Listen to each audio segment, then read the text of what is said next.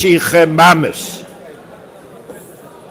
Und der Rebbe hat das gesucht über 80 Jahre zurück, Anan Manen Abasrai. Ken. Hachoiva al kol echot mi Yisrael lidrish betoiva zulossi, ben Socken, ben Zoil. Lo oideroi. Lo tschur. Yiskel be'ezes Hashem Yisbarich begula shleim. Yom shlishi yut esir meitav shin gimel shiure. Chume shlach shlishi im pirish rasha tilim tzadik tzadik vov tanya velochin hutzrach bizo alikim. Bechoidesh ma'cheshven tov reish yut gimel.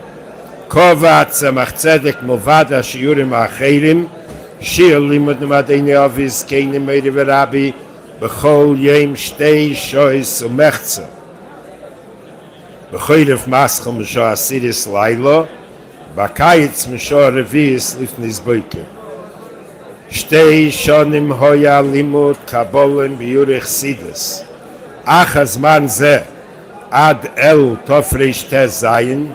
Shoos nifsa kashir. Vomdu sifrei mechke. Horasag. Meire nevuchim. Ikorim, Kuzri, Ve'oid, Alpi Toiras Achsidus.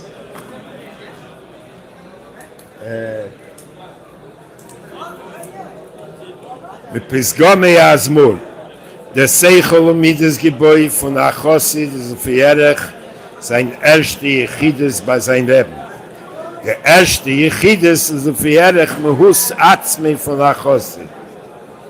Für Eifemus Atzmi Azaz Seider Avoide gibt ihm der Rebbe. Oh! Tereya ma bring Harambam. Ay ay ay ay nam ay nam ay ay ay ay ay ay ay ay ay ay ay ay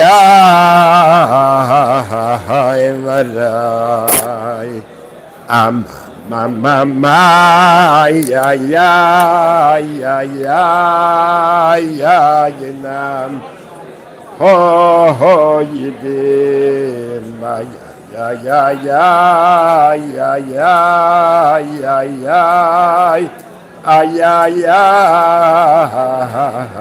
ay madam oh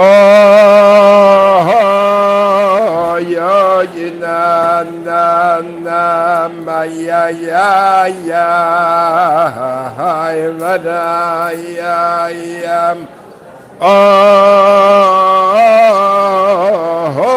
na na na ya ya ya ya vadai. Oh ya ya na na na ay ay ay ay vadai ya mai. Oh, na na na ma ma ma vadai.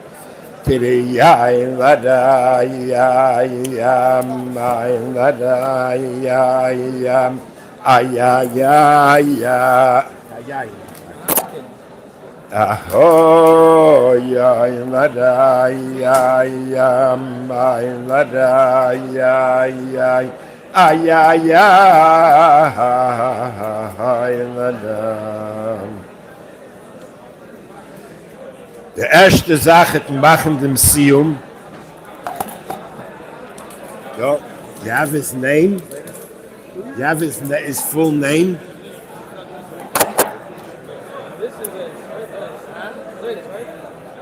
Depends what. Just the bagels. This is amoitzi. Amoitzi.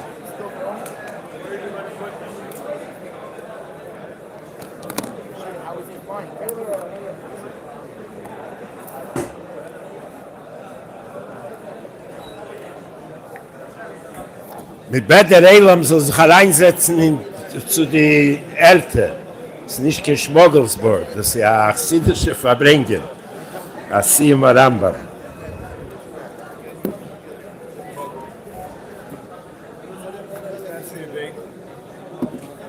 Oh.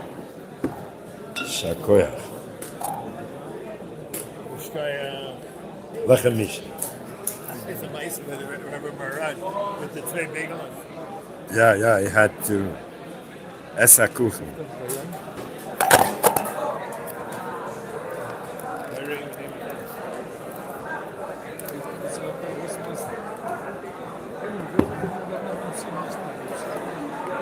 Was?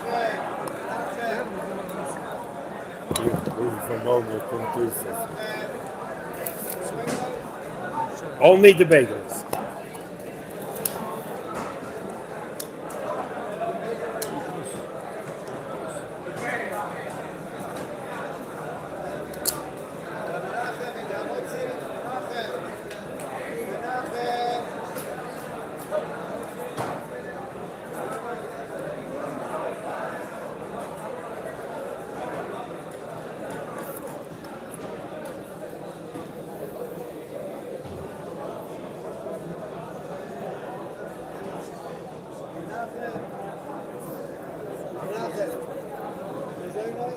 If you eat pochas mikashir, only if you eat pochas, you're not kaveh asuda. Say this? The bagels, not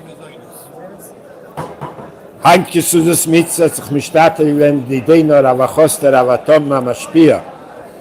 Harav Rabbi Yitzchak Halevi Hurevitz l'schus. Hachosen Hatomim Levi Yitzchak ben Nechome Beile. V'akal Yehudis bas Sterne Sora. Und der Chasni be'ezus Hashem Yud Tes 7 morgen. Und dann wünschen sollen aufstellen a idische, chsidische, freiliche Stub mit alle Broches, Begashmis und Bruchnis Gam Yochad. Und der Ike soll schon sein mit Moschiach, Teike von Miyad Mama Schnau. Ja, Shekoyach, Mazel Tov und L'chaim v'Levrocha.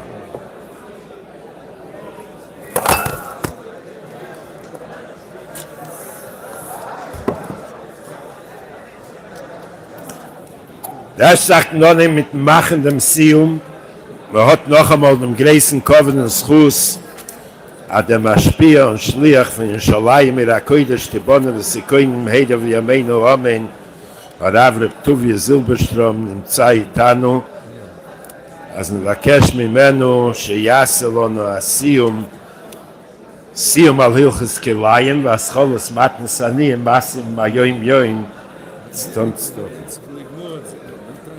Ich habe die Schier gern. Der Hirschpunkt wird machen im Sinn. Okay, dann mit alle Flammen Days und alles im Mitten und alles. Spätestens sagen wir fort. Ich das Siyum ist nicht maß der Schloishim von der Ravachosid, Abalmesiris Nefesh. Rabbi Yirmiyahu ben Herz Braneve. שהיום זה השלושים שלו, ומנום וינשן עד נשום זלו מעליה עליגן זלן haben, תקף ומיד הגרייס ישוע, וקיצה ורן נושך ניופה והוא, רבי ירמיהו בסייכו בגולה אמיתי זה השלימו, תקף ומיד ממש נאו, לחיים ולברוכה. לחיים.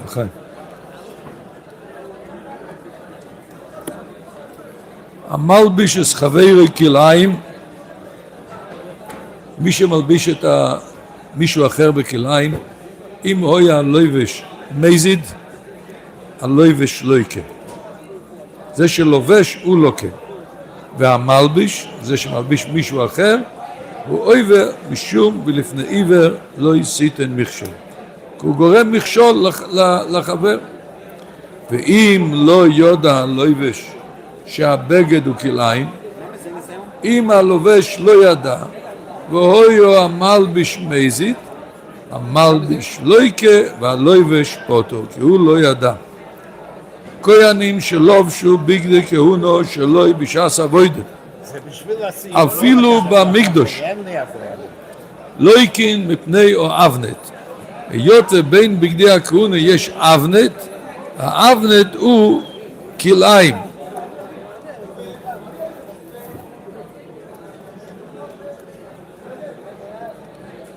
Die andere drei Gott, die wir alleine Piste. Das gewähnt mit Zimmer. ולא יאותרו בוי אלו בשעס אבוידה שהיא מצווס עשי בציציס. בשעס אבוידה, שהרי צריכים לעבוד את אבוידס המקדוש עם הבגודים, אז היה עניין של זה דוחה. המצווס אבוידה דוחה, אבל אם הוא מלביש בגדי כהונה שלא בשעס אבוידה, אז יש את האיסור של כלאיים. סליקלו הלכס כלאיים, סייעתא דשמיא.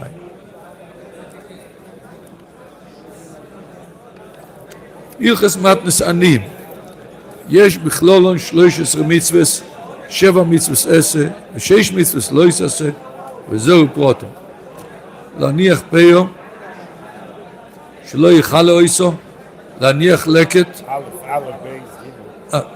א', להניח פיו, בייס שלא יאכל לאויסו, ג', להניח לקט, ד', שלא ילק את הלקט, ה', לעזוב אוי לא יסקרם, ו', שלא יאוילל הקרם, ז', לעזוב פרת הקרם, ח', שלא ילקט פרת הקרם,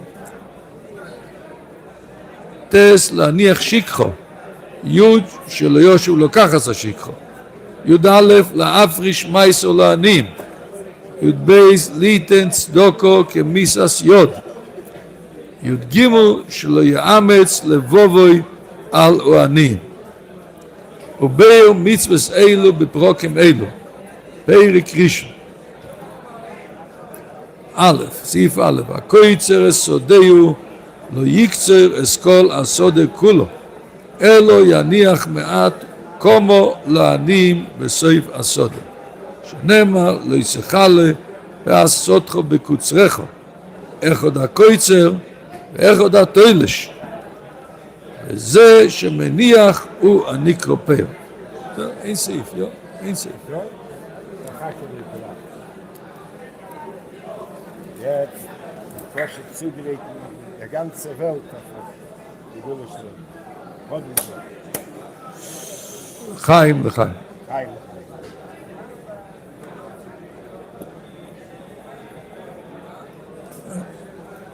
סוף הלכס כלאיים, ותחילס הלכס מתנס עניים. שהקדוש ברוך הוא מצווה שלא ייקחו את הכל לעצמו. צריכים לתת לעניים. שמעתי פעם אחד מרבון חב"ד, בזן רבון חב"ד בארץ הקודש, הוא אמר מה שכתוב בתניא, מן דיואיב צדוקו למסכנה. על גודל העניין, מי שנותן צדוקו למסכנה, עובד שמו קדישו. אז הוא, אלתר רבי אומר, עובד, זה לשון שהוא מייסה, הוא מביא וממשיך משם הוויה. אז הוא אמר שגם בעניין של חינוך, שאחד דואג לחנך או לקרב יהודי, באותו עניין הוא מסכנה, הוא בחינת עני, כי הוא לא יודע בעצמו איך להשתחרר מהמצב שלו. וזה שאתה מתמסר אליו, לומד איתו, מחזק אותו, אז אתה מוציא אותו מהמצב של מסכנה. אתה גורם לו שהוא כבר לא יהיה עוני, שיהיה עושר. כמובן שיש עושר במומן, ויש עשירוס בדעס. עוד דבר, התורה אומרת, לא יסאמץ אס לבובכו, ולא יסיקפץ אס יודכו מאוכיכו האביון, נוסן תיתן לו, ואחרי זה כתוב, כי פוסח תפתח אס יודכו להניח. אז נשאלת השאלה, התורה אומרת, לא יססה ועשה, לא יסאמץ לבובכו, לא יסיקפץ יודכו, כי פוסח תפתח. כי זה סיבה. מה זה, איזה סיבה זאת? היה צריך להיות כתוב, אלו פוסח תפתח. אז רש"י באמת אומר שכי זה גם לושן אלו. אבל יש פירוש באור החיים הקודש שאומר שיש פה גם עניין של כי, של לשון סיבה. לא יסאמץ לבובך ולא יסיפס יודך כי פוסח תפתח. יש כאן עוד שאלה, למה כתוב פוסח תפתח פעמיים? פוסח, אלא אומר כך, שאתה פותח לשני את היד ואת הלב, אז אתה תפתח לעצמך את האויצר הנעלם והעליון. אל תחשוב שבזה שאתה נותן לשני גורם לך הפסד. לא. אתה פותח לשני, אז תפתח לעצמך אויצר העליון. זאת אומרת שאפילו אם אחד עדיין לא מחזיק פוסח לעצמך, כך אומר האור החיים הקודש בפרשת ראה. כמובן שככה זה גם ברוחניס, שיהודי פותח את לבבו ואת ידו לשני, נותן לעוני, אם זה בצדוקה ואם זה בעידוד, ולתת לו להבין את הגמרא ואת החסידות ואת המים של הרבי, אתה נותן לו את הגשמק, את והערבנו השם אלוקינו בדברי סירוסכו, אז זה פועל שגם אצלך זה נהיה יותר ערבוס, יותר מסיקוס, יותר חיוס, כי פוסח תפתח, כמו שהאור החיים הקודש אומר. לחיים, כל אחד ייקח קצת מעצמו וייתן לשני, ויפתח את ידו ואת לבבו, ואז יקוים בו שתפתח לעצמך, ואז הוא יוכל לקיים את הבעלויסכו, לעלות, כמו שהמגיד אומר, בעלויסכו, שאתה מלא את עצמך בעלויסכו, ואתה בזכות זה שאתה מעלה יהודי אחר, אז בעלויסכו אתה מעלה גם את עצמך. לחיים, לחיים. המגיד אומר, בעלויסכו אסא נרס, נרס זה מצווה, נר מצווה ותראו, בעלויסכו אסא נרס. אתה הולך יחד עם הנרס, יחד עם המצווה, אתה מעלה את עצמך גם כאן. חיים לחיים. העלייה הכי גדולה תהיה ביאס משיח צדקנו תקף ומיד ממש. Shkoya Godel, Shkoya Godel. Which song? Any song. What's Ay, ay, ay, ay.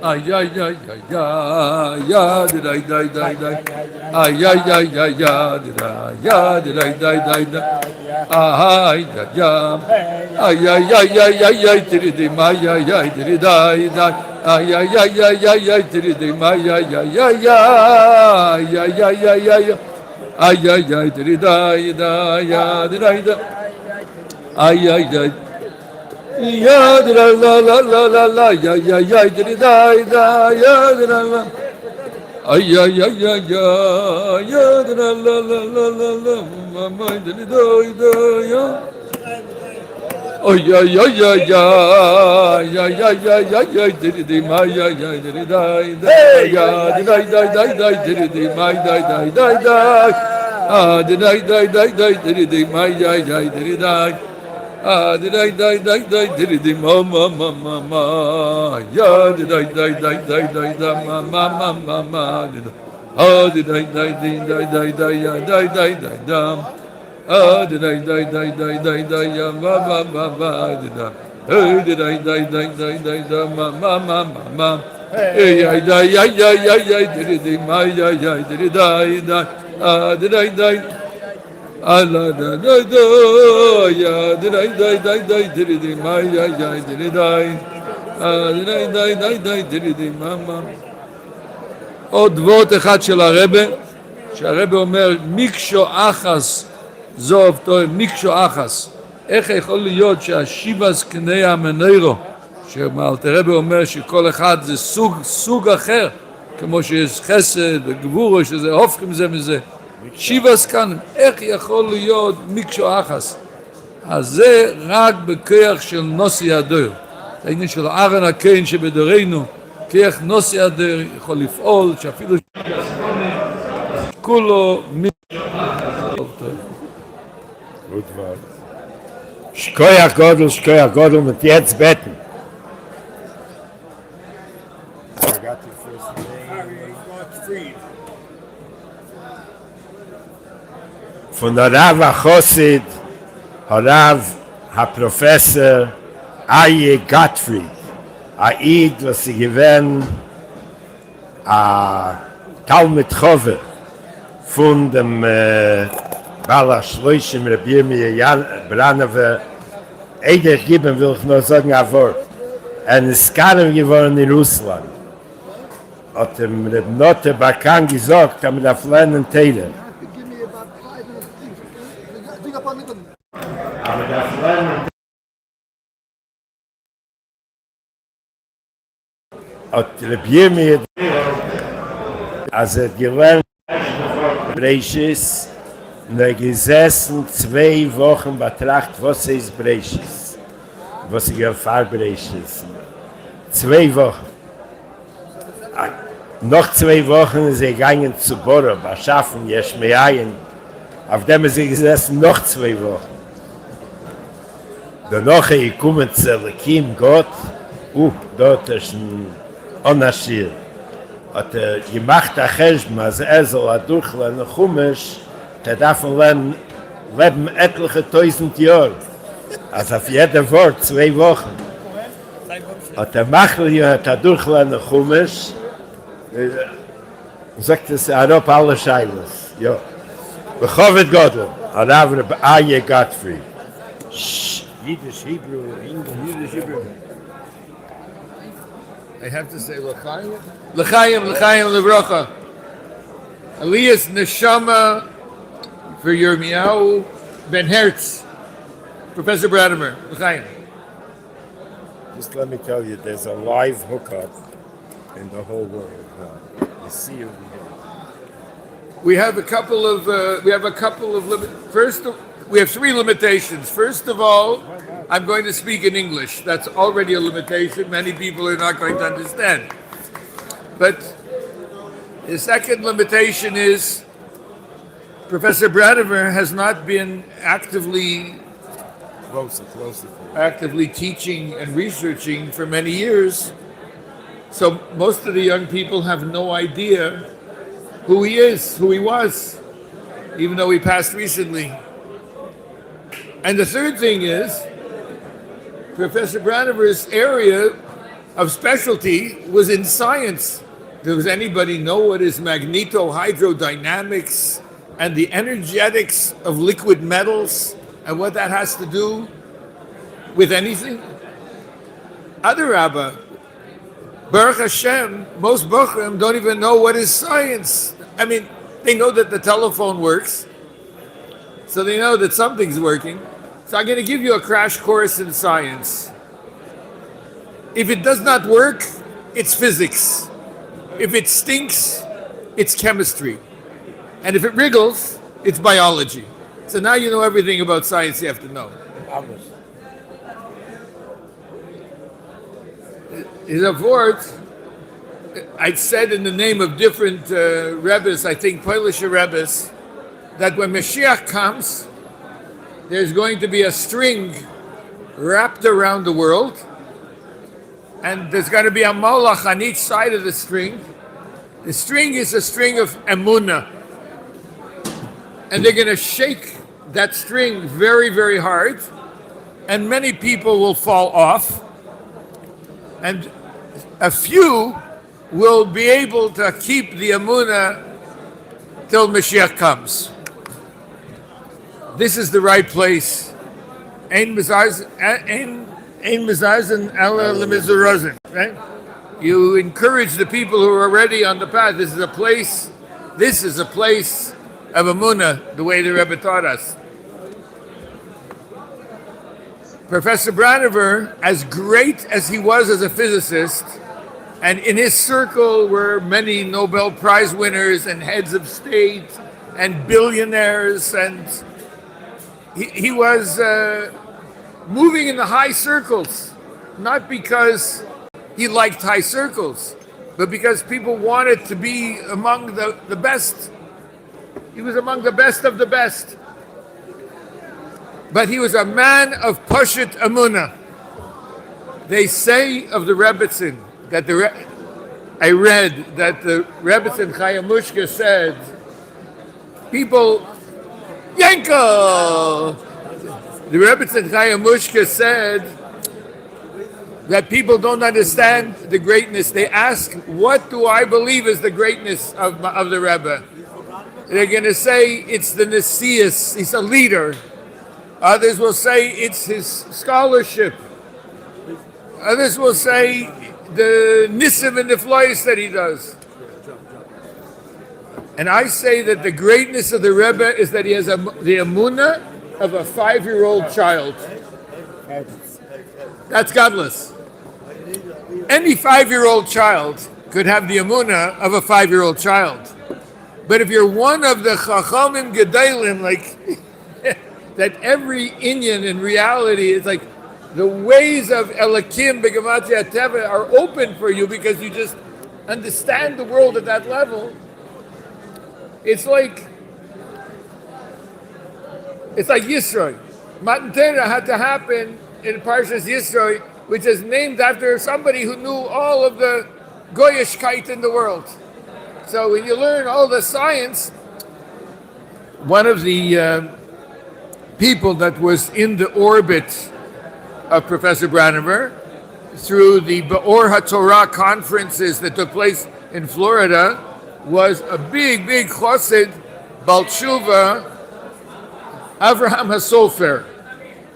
Avraham HaSofer, you remember him? Avraham HaSofer was as secular as you could possibly imagine.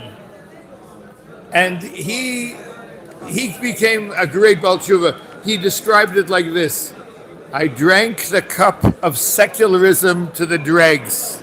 The dregs, it's the shmarim of the yayin, you know? The garbage at the bottom of the wine that's already too old. You drink it all the way to the bottom. He drank the goyishkeit all the way to the bottom. Those people that are ma'ayin in Alma de Shikra, in Chochmas Olam, which are metama the nefesh, really, right? As the Alter Rebbe explains. And then they come to Kedusha, they become the strongest Bali Tshuva. Many of them really become very strong Bali Tshuva because they saw the other sides. The Alter Rebbe explains to us, Lashon Hara, okay, you know, it's metama the midas. But if you're learning Chochmas, the Chochma of the Goyim, it's metama the Chabad Sheben Nefesh. These great scientists. Okay, so the question then becomes: is science bad, or is science good? Science is ultimately, science is ultimately the friend. I'm going to tell you, right? You listen for it. I'm going to tell you. We're going to watch a video clip of Professor Braniver. Science is ultimately. Ask him to open the second mic. You can't hear. Tell him. He says, "Please open the second mic, Reb Ruvain." Science is not. The question is: science a friend or a foe? It's an enemy or a friend of Torah. At the end of the whole discussion, science is Torah's friend. But you have to understand the science right, and you have to understand your Yiddishkeit right. And you see how Torah and science are really friends. But you have to have the right attitude, and the right attitude is an attitude of Emunah Pshuta. Listen now, Reb Ruvain is going to play a video clip, a very short video clip in Hebrew of Professor Braniver, and you'll see what is Emunah Pshuta of a man of science. Shh. Reb Ruvain, you... אני שואל את עצמי, לא את כל יהודי, שהוא ישאל את עצמו, אני שואל את עצמי, מה אתה היום עשית כדי שמשיח יתגלה עוד יותר מהר?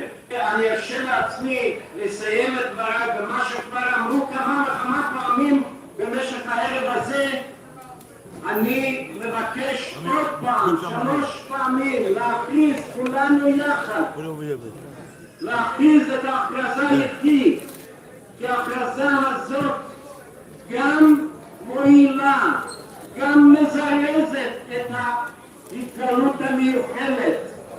מזרזת מאוד, אבל כדי שהיא תזרז צריך להגיד מעומק ליבנו, מעומק נפשנו. ודרך אגב לידיעתכם, אפילו לפי המדע החיצוני, היום זה ככה, שההכרזה הזאת הוא. ודרך אגב לידיעתכם, אפילו לפי המדע החיצוני, היום, אבל אפילו לפי המדע החיצוני, גם לפי המדע יוצא בדיוק ככה. אז בואו כולנו יחד 3 פעמים, אבל בפריחות, בכוח, באמונה, בביטחון, יחי אדוננו מוינו ורבנו מלך המשיח לעולם ועד.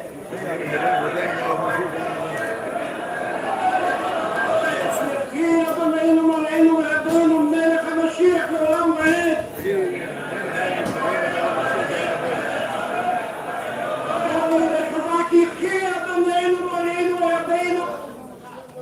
Melech HaMashiach. Melech HaMashiach. Hello. Testing. Melech HaMashiach Leilam Vayed.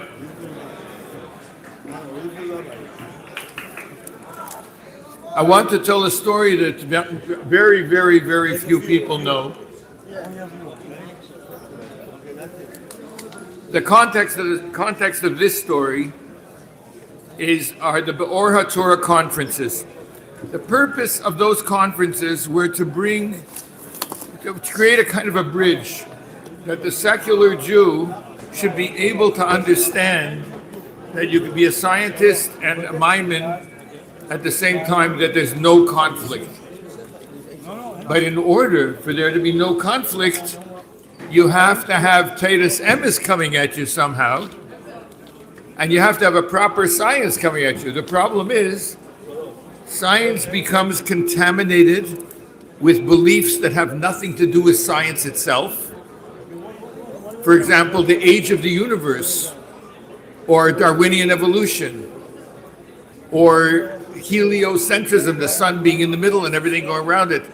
None of those things are scientific facts or scientific theories. They're beliefs that scientists put out. They may or may not be correct, even according to science, but they're taught with 100% proof, at least that the idea is that it's 100% proven, and the children and the college students learn it like there's no question about it.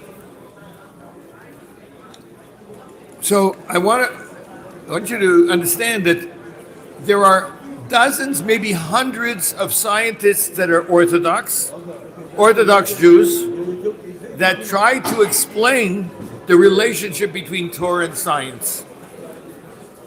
All of them are what they call apologists. That they practice apologetics, like the Harambam did in Moreh Nevuchim. Let's explain Torah al pi Aristotle. Right? The Harambam is trying to explain to you, like it's a compromise. Torah is great. Science is also great.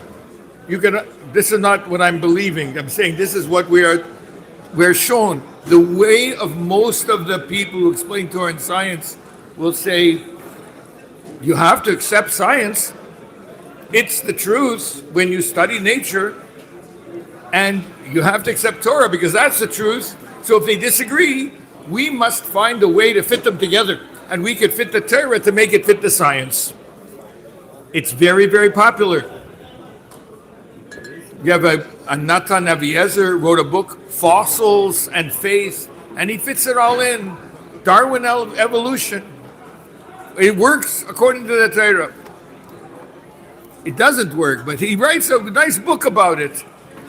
Then you have Gerald Schroeder, brilliant scientist, Orthodox Jew, Genesis and the Big Bang. We will explain Torah, how it fits the Big Bang Theory. And this is the popular way. All of those Ma'adonim are on one side, and the Rebbe Melech Mashiach is on the other side.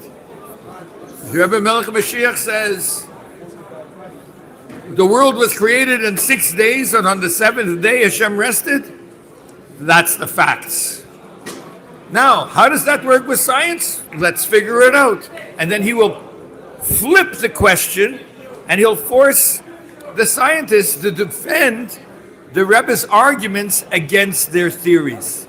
And the same thing is about evolution, and the same thing is about sun being in the middle versus the earth being in the middle, what goes around what.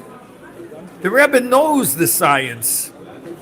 The Rebbe studied, I guess he was sent by the Friedricher Rebbe, I don't know that interaction, but he went to Berlin, he listened to the lectures of Einstein and Schrodinger in the 1920s.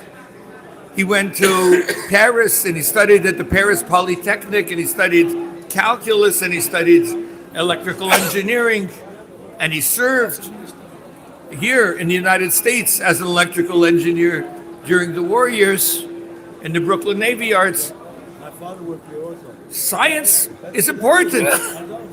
Science is important even for Geula. Look at the second Noach in Chelek Tesvav of Likutei Sichos, and you'll find out everything you need to know about science. An amazing Sicha. Why does you have Chochmei Law, you have Chochmei Tata, the Chochmei Law is Chassidus, coming out in the times of the Tzemach Tzedek, Likutei Torah and Torah. And you have science that came out around the same time. And the Rebbe is asking, why science? Mela, we need Chassidus to understand the Eibishter, the Neshama, the purpose of life, and all the other things of Geula. Why do we need science? And the Rebbe explains it. Of those, I go to the Sikha, of those that live with the Rebbe's view, there was no greater person than Professor Browner Olav Shalom. Nobody had such an attachment to the Rebbe Shita. I want to tell you that's the context of the story. Now, picture in the 90s somewhere in the Orator conferences in Miami at Florida International University, and there are dozens and dozens of professors, most of whom are General Orthodox, and some of whom were Lubavitchers. Professor Branover convenes an emergency session on Shabbos afternoon of the Lubavitchers. Everybody has to come before Mincha, and we're going to have, and then he did something which most people, I spoke to Danny Branover, his son, he never saw his father get raging mad. People that worked with him for decades never saw him angry. He was really, really angry at the Lubavitcher scientists. How can it be you call yourself a chassid and you speak about evolution and about billions of years old world because that's what your seichel tells you? Mela, if you'd be modern Orthodox or something like that, so we forgive you. That's how everybody thinks. But if you're a chassid, you have to say the oisius of the Rebbe. You have to say the way the Rebbe says. You have to learn it the way the Rebbe says to learn it. And it's a chutzpah. He's screaming at them. Why does it matter so much? Well, it matters so much because emes is emes. Professor Branover Olav Shalom, he was the opposite of a hypocrite. He was authentic durch and durch, really through and through and through. Not only when I said that the Rebbe said about the Rebbe, he has the amun of a 5-year-old child, I'm thinking Professor Branover is the other one that I would say he has the amunah of a 5-year-old child. You saw him now here. For him, it's poshet. If it was Yechi before Gimel Tammuz, it's Yechi after Gimel Tammuz. It doesn't make a difference. It couldn't make a difference. Logically, it couldn't make a difference. It's just the way it is. Our eyes saw something different. So we will train our eyes to look properly. We'll train our brains to work properly. It was a matter of bittul. When the Rebbe gave a bracha to the founding of those Be'or HaTorah conferences. They took place during Hanukkah. He said Hanukkah is the festival of light. Professor Siyum was here. He gave a beautiful rendition with the on Ear, and Yud Gimel ear, yeah. Light. It's a festival of light, and the theme of the conference was absolute standards in a world of relativity. Absolute standards in a world of relativity. Science is about relativity. He says relativity is based on light.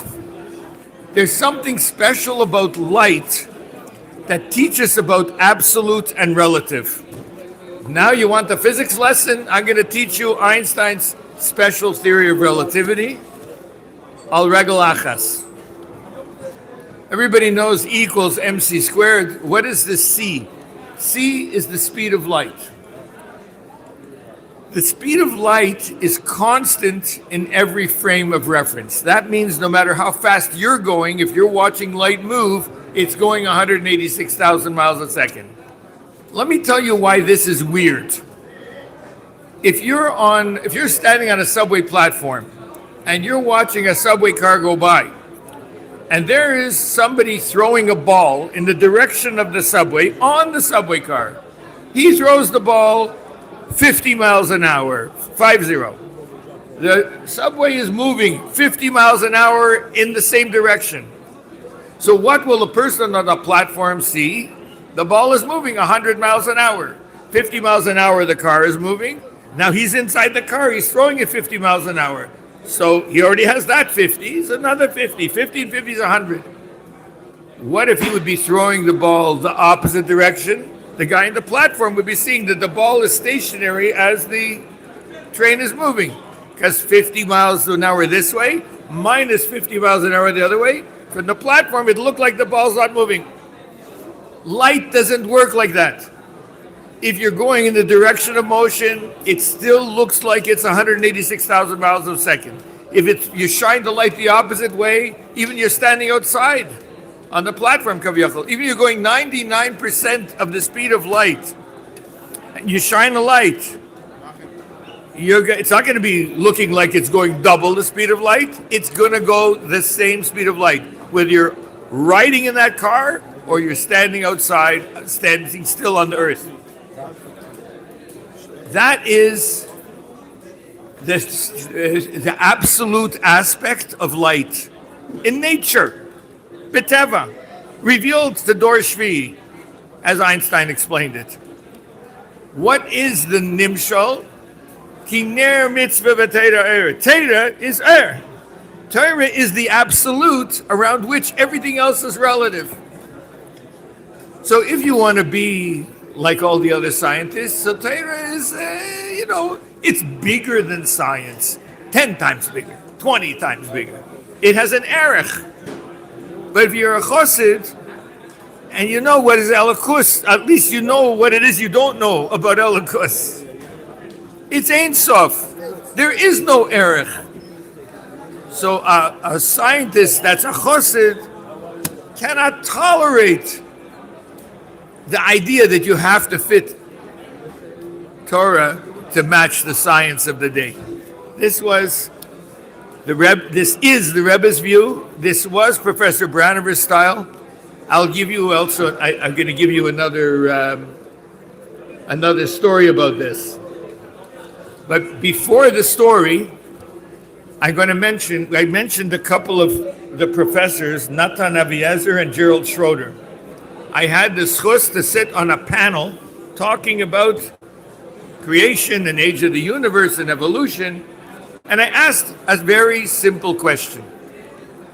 Lefi shitascha, that science and Bereshis match, how do you explain that plants, vegetation, was created on Tuesday and the sun was created on Wednesday? How did the trees work? They used the sunlight for chlorophyll.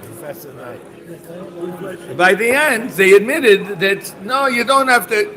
You don't have to take a pshat view of Torah. Torah is not supposed to be viewed al pi pshat. It's like literature. I said, is it literary or literal? Is it fact or is it, So this is not our way. This is not our way.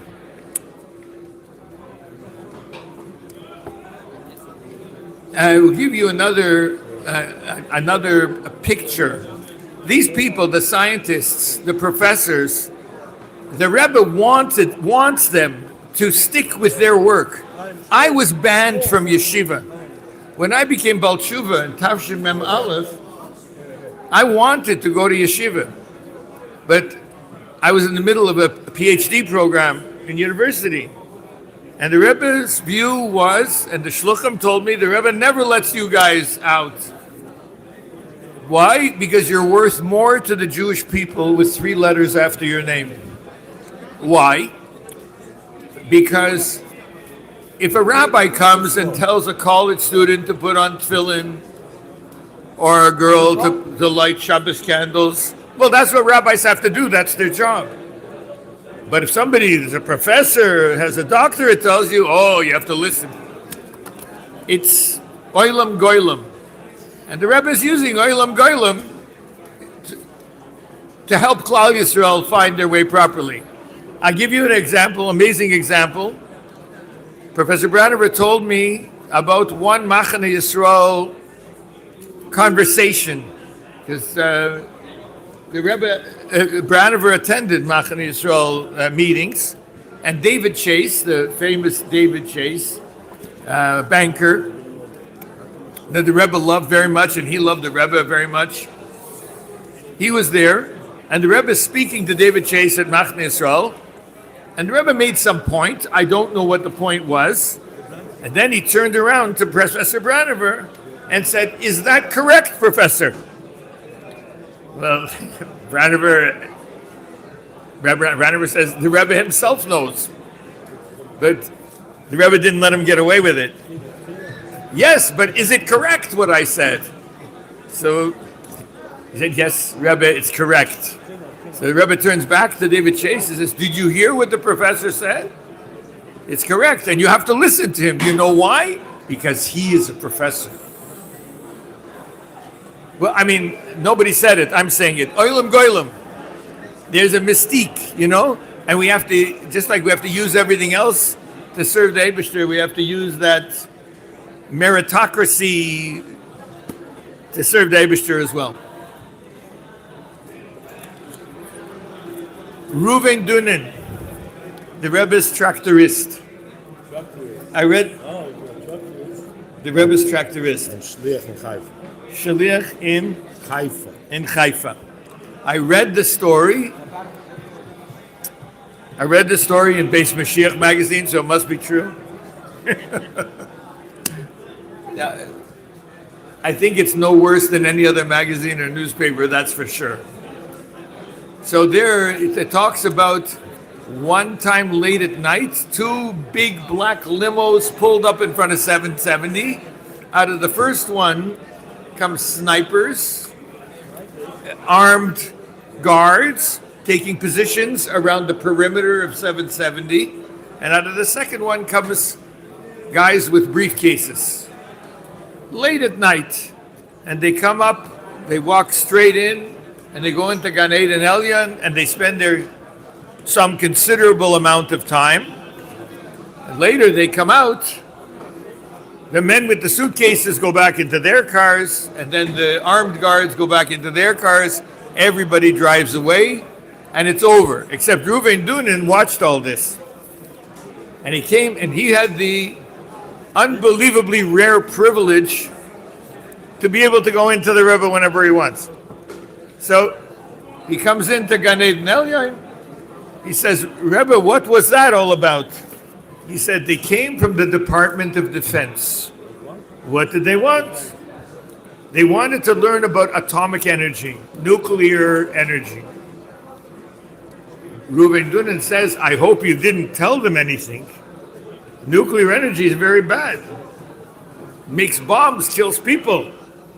So the Rebbe said there are 3 reasons I did help them, and I helped them for 3 reasons. The first reason is this country protected and sheltered my father-in-law, the Rebbe, when he came. And for that reason alone, I owe the country a debt of gratitude to help them however I can. The second reason is that nuclear energy isn't good or bad. It depends on how you use it. You can use nuclear energy to destroy a city. You can use nuclear energy to power a city. And the third reason is, sie sollen wissen, wer seinen mir. What does that mean? They should know who we are. They should know who's the Rebbe. They should know why they gotta listen to that. They know that they should listen. They have to listen. Yeah. So even with all the reasons to listen, sometimes the emunah kommt on schwer. This is as soon as the soul comes into a body. You know, there's in the Tillim, you have a story about Avraham Avinu, right? The Maggid, right?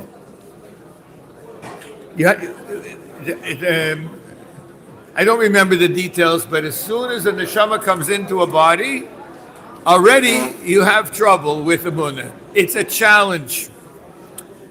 I'll give you an example of a physicist's challenge. The Rebbe received a letter, and he called in Professor Branover for an eitzah how to answer the letter. The letter was, someone wrote me, a physicist, and he does not like my shita in geocentrism, that the earth is in the middle and everything goes around the earth. The way it says in the Harambam, the way it says in Torah. And the Rebbe is saying that this is ois gehalten, al pi science. And he explains how. According to Einstein's theory of general relativity, not that part of relativity that we spoke before, about gravitation. You could choose any point as the center. You could choose the earth, you could choose the sun, somewhere in between, and it's gonna work. You just do the math a little differently. So there's no reason why the earth cannot be in the center.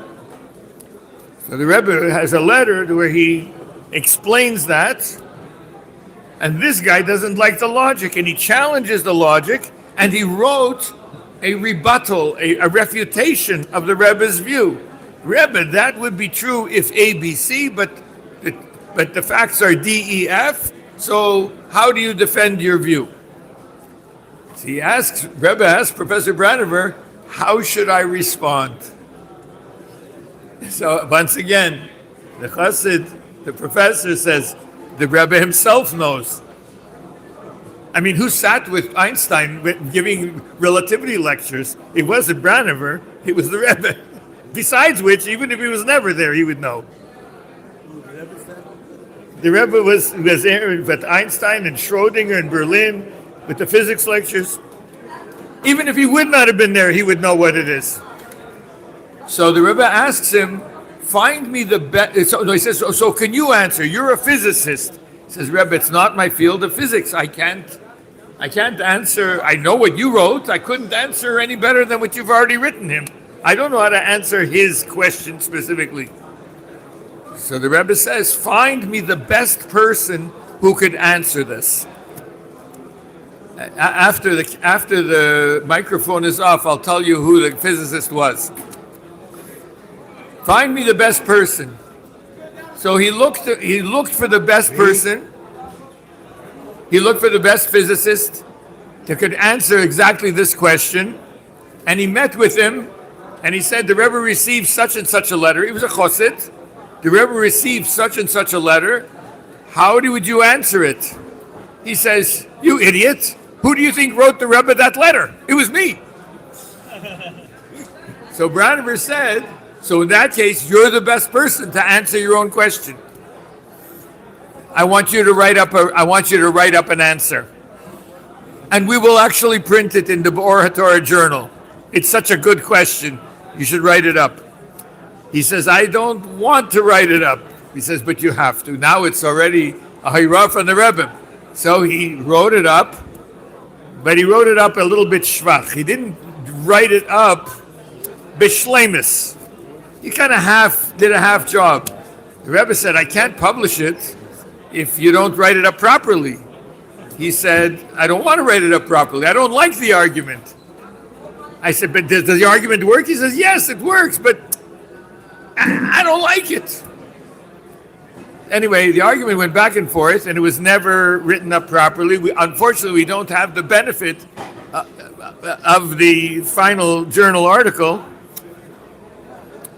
What does it mean? It means that being a chassid means to have the emunah of a 5-year-old child. When it came Gimel Tammuz, I realized that Chav Ches Nissen was for real. I was with the shluchim listening to the hookup of the Ma'ariv of Chav Ches Nissen, and I was, fairly new at it. Okay, the Rebbe said I did everything I can. Okay, fine. See, now it's up to us. Okay, good, fine. So we have work to do. They were in shock. They've never imagined that they would hear such words. I didn't take it fully to heart, but after Gimel Tammuz, I realized, I guess Chav Ches Nissen was really for real. I guess we actually have to do something. Yeah. So one of the things that happened after Gimel Tammuz is that over a little time, shluchim started to change the temperature on Mashiach. We got to dial it back. We have to cool it down. We have to speak about orthodoxy. We have to speak about the eternal values of Judaism. It's not the time to talk about Mashiach. And shluchim there was good reasons, al pi seichel, to go that way. I had a problem. I was very innocent. I was always taught, whatever the Rebbe says, that's God's truth, and that's it. So if in Tafshin and Aleph and Tafshin and Beis, everybody is singing and dancing Yechi and teaching that the Rebbe is Mashiach, B'chezke Shahu Mashiach, and some of them the same, B'vadayas that he's Mashiach, and they're continuing Tafshin and Gimel, and we're watching those hookups as well. And then Tafshin and Dalet, a few weeks later, it's like, okay, we're dropping the program. I didn't get the memo that I'm supposed to listen to you. You always told me I'm supposed to listen to him. Am I supposed to listen to him, or am I supposed to listen to you? A story within a story within a story. I was at the official kinnis, and I was at a table with a goy. That this shaliach where I was, this goy was a very, very wealthy goy. He was going to the oil every month. He didn't believe in Hashem, but he believed in the Rebbe. This is kind of a crazy type of a. Actually, we can. That's a whole other Farbrengen. People that believe in the Rebbe but don't believe in Hashem. I think we should Farbrengen about it another time. I think you need different kind of a mashpia for that. But so, where were we here? We're sitting by the table, and this goy says to me, "There's a certain kind of a chazer dish." He said the name of it in Italian. We really should be having that served tonight at the kinnis, but because of you guys, we're not getting to eat it. I said, what are you talking about? It's not kosher. He says, yes, but when Mashiach comes, chazer is going to be kosher, and then you'll be able to eat this stuff. And I'm telling you, it's delicious. I'd love to see them serve it at kinnis. He says, well, why are you blaming us? He says, I mean, the Rebbe told you what to do in order to bring Mashiach. What's up with that? If you would be doing it. So I said, what do you think the problem is? Do you think the problem is money? He says, no. These guys aren't afraid of money. They know how to raise money left, right, and center. That's not the problem. Do you think the problem is emunah? He says, no, they're believers. They all believe. What's the problem then? He says, look around you. They're all friends with each other. They all went to yeshiva together. They went to cheder together. They grew up together. And now that they're shluchim, they're being shluchim together. This social glue that binds them, nobody wants to stick out. Nobody wants to do something different than the others. I didn't grow up with it. I came lately, and those Bali Tshuva that didn't grow up with it, they came lately. They have nothing to lose. Nobody pays us. Nobody's going to take away our pay. Nobody's going to drop us as friends. If they don't like us, they don't like us. They like us, they like us. So what do we get? So I had a problem. People are changing history. People are rewriting the facts of Lubavitch, how the Rebbe taught us, and saying things that really are not accurate. And young people are growing up, getting a distorted view of the Rebbe's perspective. For example, on who is Mashiach, and what is Mashiach, and when is Mashiach, and where is Mashiach. Base Mashiach 770, v'choli, v'choli, v'choli. And the sichas of Nun Aleph and Nun Beis are like, let's learn anything else except the sichas of Nun Aleph and Nun Beis. So that was the world of Lubavitch after 1994. And I wanted to create a book that would sort of tell the story from beginning to end. What is Mashiach? What is Judaism? How is Judaism different? What's the role of Mashiach? And build it up from ABC until XYZ, until Yechia L'Neinu. Just tell that story from beginning to end so that people will understand what the story really is. Say it in this shul. Don't say it in that shul. That's a side issue. But people have to know the truth. So I spent a few years trying to get the good writers in Lubavitch to write such a book. I didn't find any interest at all. But Professor Brownover encouraged me tremendously that I should write it, and even helped me. And he even wrote and contributed an essay called Mashiach Concept and Reality, which appears in that book that I did write, and it also appears in The Ultimate Jew. And the book that I prepared was called Living in the Age of Mashiach. It's been out of print for a long time, but that was the purpose of the book. I printed a couple of thousand copies. I had a donor. I want to tell you a story about the Rebbe's involvement with this book, and it's quite remarkable. I prepared it. I found a donor.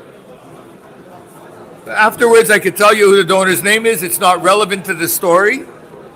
And she was going to donate stocks. Now, the cost of the book would be covered, but as it turned out, the color, the pictures, the inserts, there was many pictures that were then Pirsum Rishon and beautiful photographs of the Rebbe, which we decided to put in the middle of this book, Living in the Age of Mashiach. We would be short the amount of money needed. $2,200 we would be short for production from the donation of these stocks. And we decided at that time, better to go to print. I didn't have more money. She didn't have more money. Now, you have to understand. Okay, now I'm going to teach you about, I told you at the beginning, I taught you a science lesson. Now I'm going to tell you about stocks. You're going to learn about stocks. If you donate stock, if you own stocks and you donate them, you don't have to pay tax. Why? Because you're not selling them for cash. You're taking the stocks and you're donating them. Now you need to donate them to a moisid. The moisid doesn't pay tax because it's a charitable organization. So now we can take all, now when the moisid sells, so moisid receives the stock, sells the stock, and then can take the cash and spend it on the charitable purposes. In this case, publishing a sefer. So she made an arrangement with me that she's going to sell, this was in 1999, a stock called Ericsson. And we would decide to, and we decided then we'll print it without the pictures. Maybe later we'll have enough money to print it with the pictures. That night, so now this Moised that I was working with owns those stocks. In the morning, 9 o'clock in the morning, when the bell goes, the stocks will be sold for a predetermined price. And we know how much it'll be. So I had a yeshivas Erev in my home-based congregation in Toronto. It was called Beis Malkeinu. Another Rebbe story, why not Beis Rabbeinu? It was called Beis Malkeinu. And one of the Balabatim, a modern, nice, normal, modern Orthodox guy, says, I want to write the Rebbe. So after Shir, I said, here's paper, here's a pen, here's what you do. Take your letter and choose one of the books on this shelf. And he says, I can't read that stuff. I said, I'll read it to you. Okay. He understood the idea of Igros Kodesh. So he wrote, I started reading, regarding the sale of the stocks which you own and are planning to sell. This would be a waste because it will be at a loss. Better to wait until the stock price goes up and then sell at a profit. The hair on my head was standing on end. I couldn't believe it. It's like a conversation with the Rebbe. Anyway, I read the rest of the letters. I asked him, you got your answer? He says, 100% I got my answer. I said, what about this about stocks? He said, nothing to do with me. I said, but isn't your wife a real estate agent? She sells properties. I told you it has nothing to do with me. He says, maybe you're selling something. He goes, what's the matter with you? I said, because I'm the guy that has the stocks today and I'm planning to sell and it's going to be at a loss. He says, well, the Rebbe is writing to you. And I said, but I didn't write the letter, you did. And he said, how small is your Rebbe anyway? You're telling me I can take a random book off the shelf, open it to a random page, and I'll get answers to my questions, but he can't tell you anything? Because that's your limitation on the Rebbe? And I was like, okay, you're right. I called the donor. I said, we're not selling the stock. You got to put a stop on the sale. I can't sell tomorrow. She said, why? The Rebbe said, I explained it to her. She said, fine. She got the stockbroker on the phone. They said, okay, we're going to hold. The next morning, Ericsson merged with Sony and became Sony Ericsson, and the stock price shot up. After a few days, it stabilized. We sold the stock for a profit of $2,200, exactly what we needed for the pictures inside the book, Living in the Age of Mashiach. So let's say L'chaim. What is the relevance to the bigger picture, to the conversation? What is Mivtza Mashiach? So a story within a story within a story within a story. We had a Rav, Oliver Shalom in Toronto, by the name of David Shochet. The Shochet brother, Rosh, is a brother, and Elisha, and Emmanuel, the famous Emmanuel Shochet, great Litvisha Rabbanim that became Baalei Tshuva to Lubavitch pretty much, and he was the Rav in Toronto. After Gimel Tammuz, he stopped learning Sichos so much. He didn't have a geschmack in learning Sichos. One of the Mashpiyim in Toronto, after about 4 or 5 years, said, you know, Rav David, let's sit down. We'll make a chavrusa in the Rebbe's Sichos, Tafshin and Aleph, Tafshin and Beis. And the Seder was that the Rav would say and teach. We're not talking about a guy that was raised with Chassidus at all, but he knew the Paskin properly, according to Shulchan Aruch Harav and all these things, and he loved the Rebbe.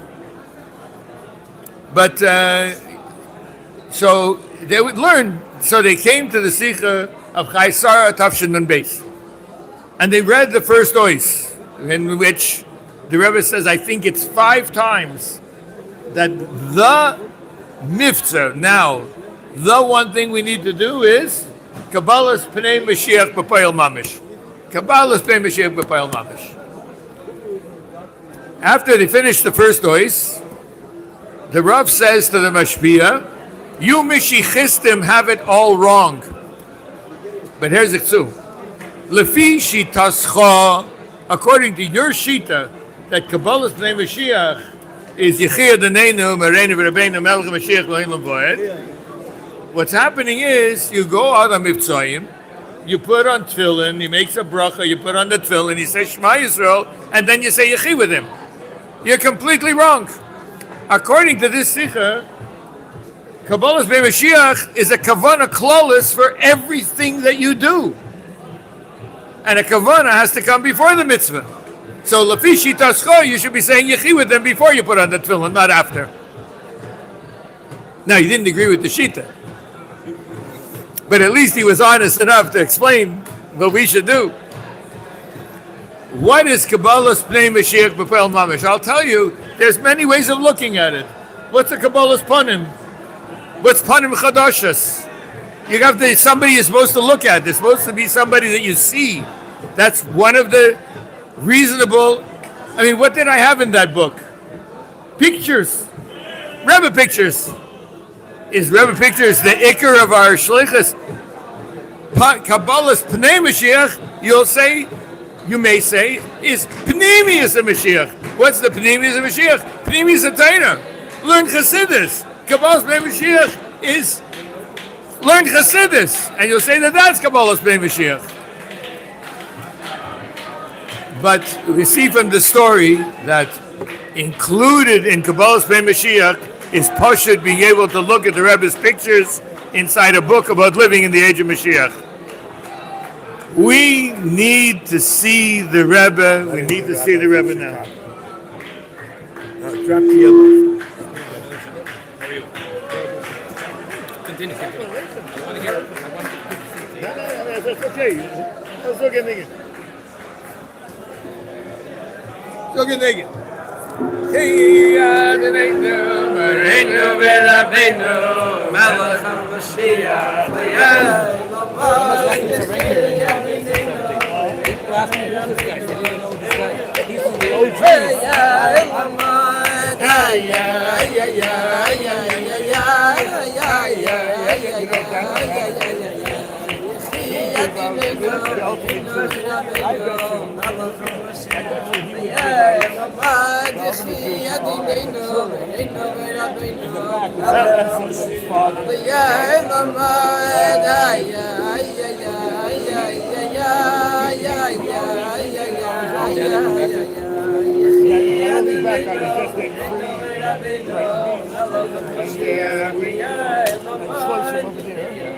very warm right now. Very warm right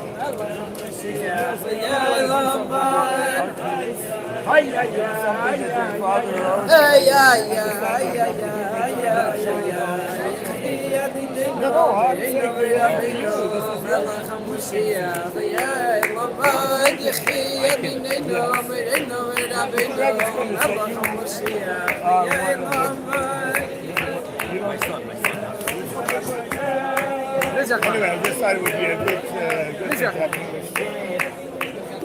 Even that about, and they're all Israelis, they don't give me stuff.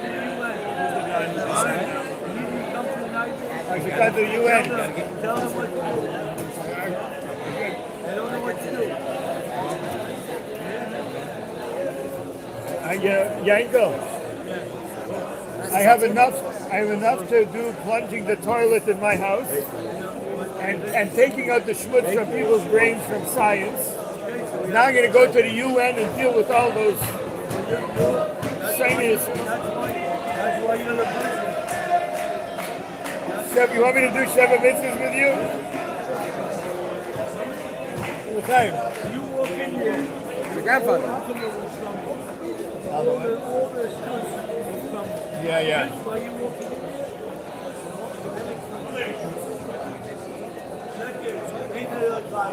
Yeah, check it. You walk in there, you check it over. his grandfather. His grandfather. I think I'm done. Soon. We're up now. I think I'm. Just warming up. Well, then I better drink The a night little is more. young. L'chaim.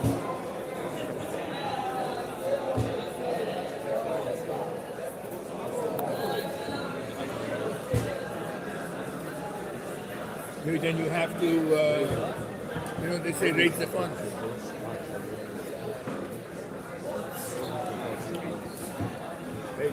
It's almost 12 o'clock at night. Why are you guys still here? What could you want to hear? I didn't prepare more, but the Farbrengen starts when the preparations are over, right? That's what a Farbrengen is. Unfiltered, real, raw. One thing for sure, everybody's here is they want to walk away with more koyach to do the Rebbe's work in a more beautiful and pure way. I'll tell you another type of Kabbalah's Pnei Mashiach B'Payel Mamish. When you don't say Yechi, for somebody who's going to get attitude, if you do say Yechi, and they'll be turned off, and you know they're going to be turned off, sometimes by not saying anything, sometimes just by smiling, asking somebody how they are, that's Kabbalah's Pnei Mashiach.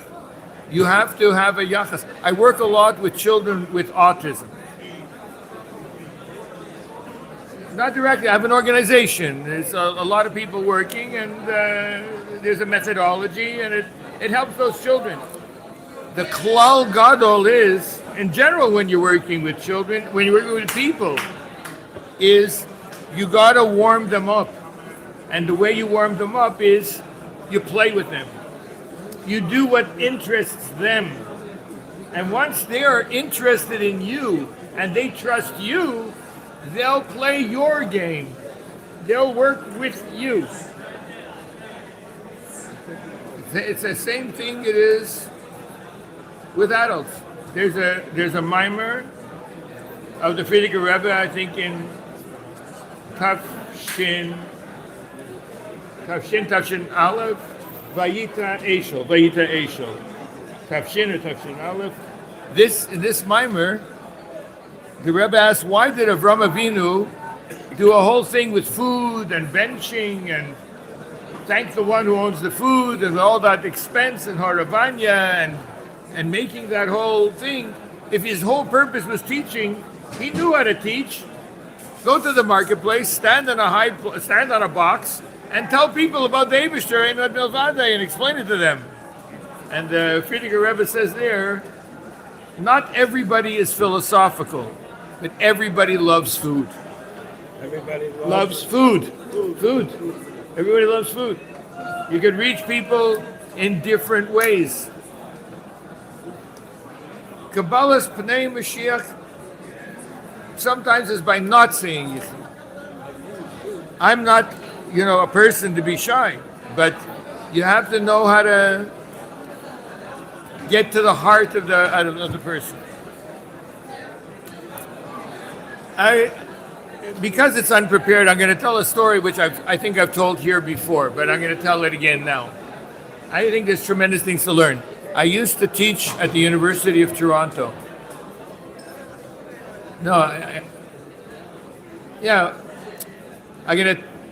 Let's go back to Braniver for a second. I taught at the University of Toronto a course called Faith and Science. It's one of the mivtzoyim I did after Gimel Tammuz. Is after deciding I'd never go back to university again, I decided I'd smuggle myself back in and tried to teach Emunah Tahora to undergraduates in the University of Toronto. And I had a certain way of going about doing it, and it took a few years to position it, but it turned into the most popular course in New College, and it became an award-winning course. And because of the awards that it won, they listed it in the student calendar of official courses at the university, and the room held 100 kids, and they capped registration for my course at 100 kids. We learned Chassidus under the radar screen. Derech Agav, I wrote the curriculum without any reference to Judaism at all, only about how math and physics and science and biology and statistics and all these things are showing that there's a neshama, there's a purpose of human life, that all these things are pointing to Elokus and Welt. Science in the service of neshama, that's science in the service of Geula. That's what I was showing. They said if you want, when I wrote to the granting organization, they said you claim that it's Judaism that you're drawing your faith perspective from, but there are no rabbis in the curriculum. No rabbis, no money. Rewrite the curriculum and put in rabbis. So I put in some Rambam, Hilchas Nevuah, what is the Eibishter? I put in Hilchas Nevuah for a reason, because one of the other things I put in was the Sicha Parshas Shoftim, the hot parts. That there is one person head and shoulders above the Navi of the generation. So I had to teach them what is Nevuah. And I taught at the university. It went very well. The course was very well received. But there are different interesting things that happened. One of the interesting things that happened was I taught about Darwin, that it's nonsense. Now, I couldn't say debunking Darwin, because that would be too aggressive. Darwin is an old goy from 150 years ago who said that we came from monkeys, and the monkeys came from bacteria, and there was many steps between, and there wasn't 6 days of creation, that's a Bubba Maisa. And then the whole world started to buy this idea, and that's how it works. And then people use it to block the Eibishter from their heart. So I taught Darwin. So I taught the course to explain how it's a Bubba Maisa. So I give a 45-minute lecture, which is designed that you would have to be a moron to believe in Darwin at the end of it. And I asked, is there any questions? Yeah?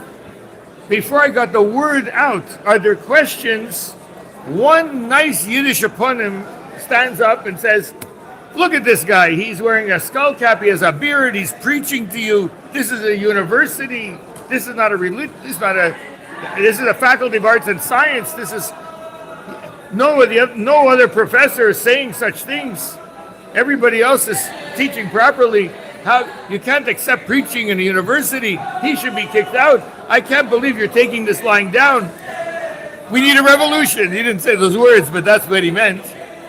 Before I had a chance to answer, a little United Nations forms around this guy, Yidalat, a guy with a turban, and an Asian, and a Schwarze, and a nice blonde girl with a turned-up nose, and they're saying, why are you getting so agitated?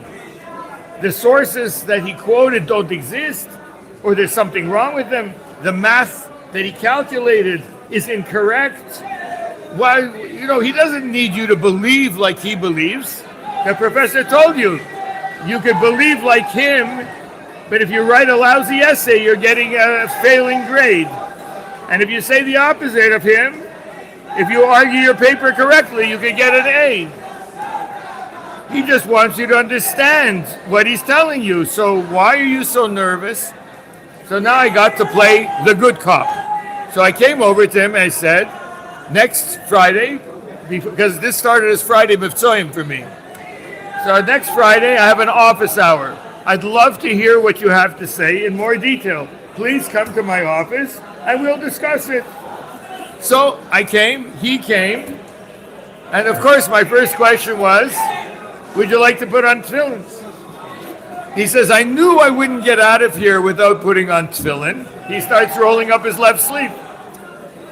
So I quickly take out the tefillin. I'm starting to reach to put it on him. He motions me, don't bother. He takes the tefillin. He puts them on. He makes the bracha. And he starts to rap. And he puts on the tefillin shel rosh properly. And I open the siddur to Shema Yisrael. He goes, that's okay. Shema Yisrael. the hafta, v'hayim shemoyeh. I said, maybe you would like to daven a little more. He said, be'oisei milim. I'm not going to daven a whole shachris. This is the guy that was screaming at me about Darwin. After he took off the tefillin, I started to chat with him. Are you from Toronto? You live in town? Yeah. I live downtown, but I was raised in Toronto. Where did you go to school? Hebrew Academy. Where do you live, in residence? He said, no, I live off campus. I said, you're sharing with a few students? He said, no, just one. I said, is it a boy or a girl? He says, it's a girl. I said, is she Jewish? He said, no. And I looked at him, and he looked at me. You're an experienced shaliach with campus kids. What should I have said? I didn't say anything. Somehow I felt by saying nothing, I could let the question hang in his head. I didn't have to be the one to say. What's going on here? Why of all the kids should this person be the one who has an attitude problem? It's a very simple math. If Darwin is right, then the Torah is wrong. If the Torah is wrong, then the Shiksa is okay. But if Darwin is wrong, then the Torah is right. And if the Torah is right, then what do I do with my girlfriend? And then he got agitated and he had to fight. He wasn't fighting for Darwin. He didn't care about the origin of species. He didn't care about evolution. He cared about his girlfriend, his lifestyle, his freedom. He just wanted to be free without anxiety. So he wanted to wish away Hashem. That's why Branover made such a big deal about the chutzpah of the Lubavitcher scientists. You missed this part. The chutzpah of the Lubavitcher scientists at the Bora Torah conference that were speaking shitas which were against the Rebbe's view. If you're going to be modern Orthodox, okay, fine. That's how you're raised. Apologetics. But if you're a Lubavitcher, you can't go against the Rebbe. And if we're a Lubavitcher, we can't go against the Rebbe. The Rebbe, how much have we seen of the Rebbes on the balcony? I have friends that came here, Yud Shvat Tavshin Nun Gimel. It's going to be a Haftarah. It's not going to be a Haftarah. You remember? Okay, I brought people. You brought people. So I had two friends from Toronto.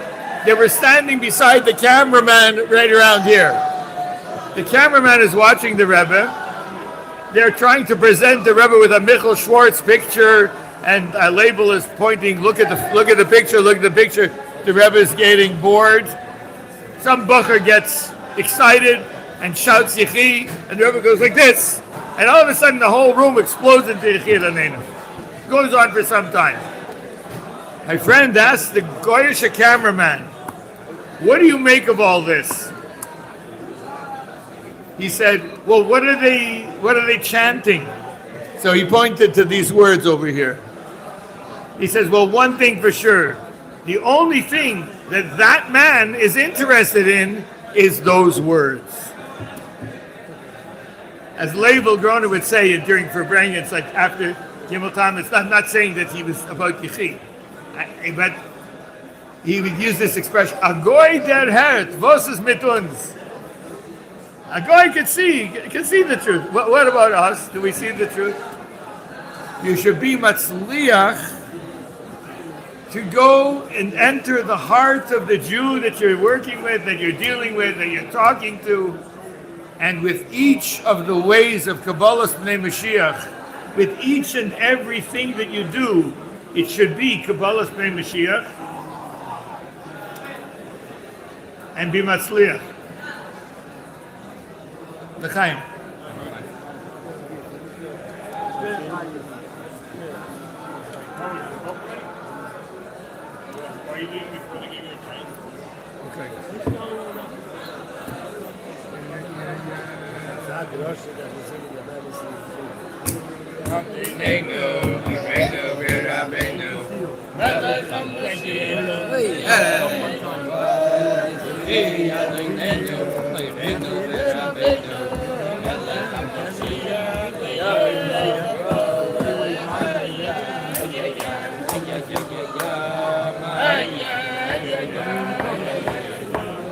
Yehi Adonenu, Reinu V'Rabbeinu, Melech HaMashiach, Olam Yehi Adonenu.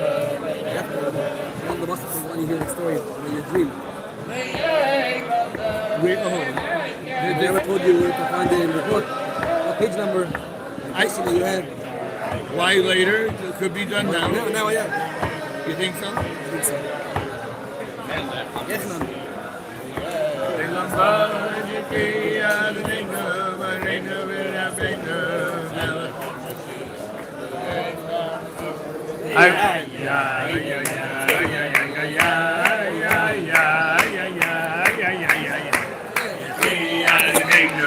Eino v'Rabbeinu Melech HaMashiach le'Olam v'Adinenu Eino v'Rabbeinu Melech HaMashiach le'Olam ay ay ay ay ay ay ay ay ay ay ay Yehi Adinenu Eino v'Rabbeinu Melech HaMashiach le'Olam Hey Adinenu, Mereinu V'Rabbeinu, Melech HaMashiach, Le'elam V'ed, ay ay ay ay ay ay ay ay ay Yehi Adinenu, Mereinu V'Rabbeinu, Melech HaMashiach, Le'elam V'ed, Yehi Adinenu, Mereinu V'Rabbeinu, Melech HaMashiach, Le'elam v'ed, ay ay ay ay ay ay ay ay ay ay ay Yehi Adinenu Mereinu V'Rabbeinu Melech HaMashiach Le'elam v'ed Yehi Adinenu Mereinu V'Rabbeinu Melech HaMashiach ay ay ay ay ay ay I was asked to tell a Maaseh, but before I tell that Maaseh, I want to tell another Maaseh. The Maaseh I wanted to tell is about a book called... Say why you said baseball king, not baseball. Oh, yeah, okay. So I've been asked why... Well, look, it was a whole thing. After the Iron Curtain came down in Toronto, and there were the Mashiach Wars, like there were in many cities, the Rebbe pushed me to to buy a house and put a shul in the basement.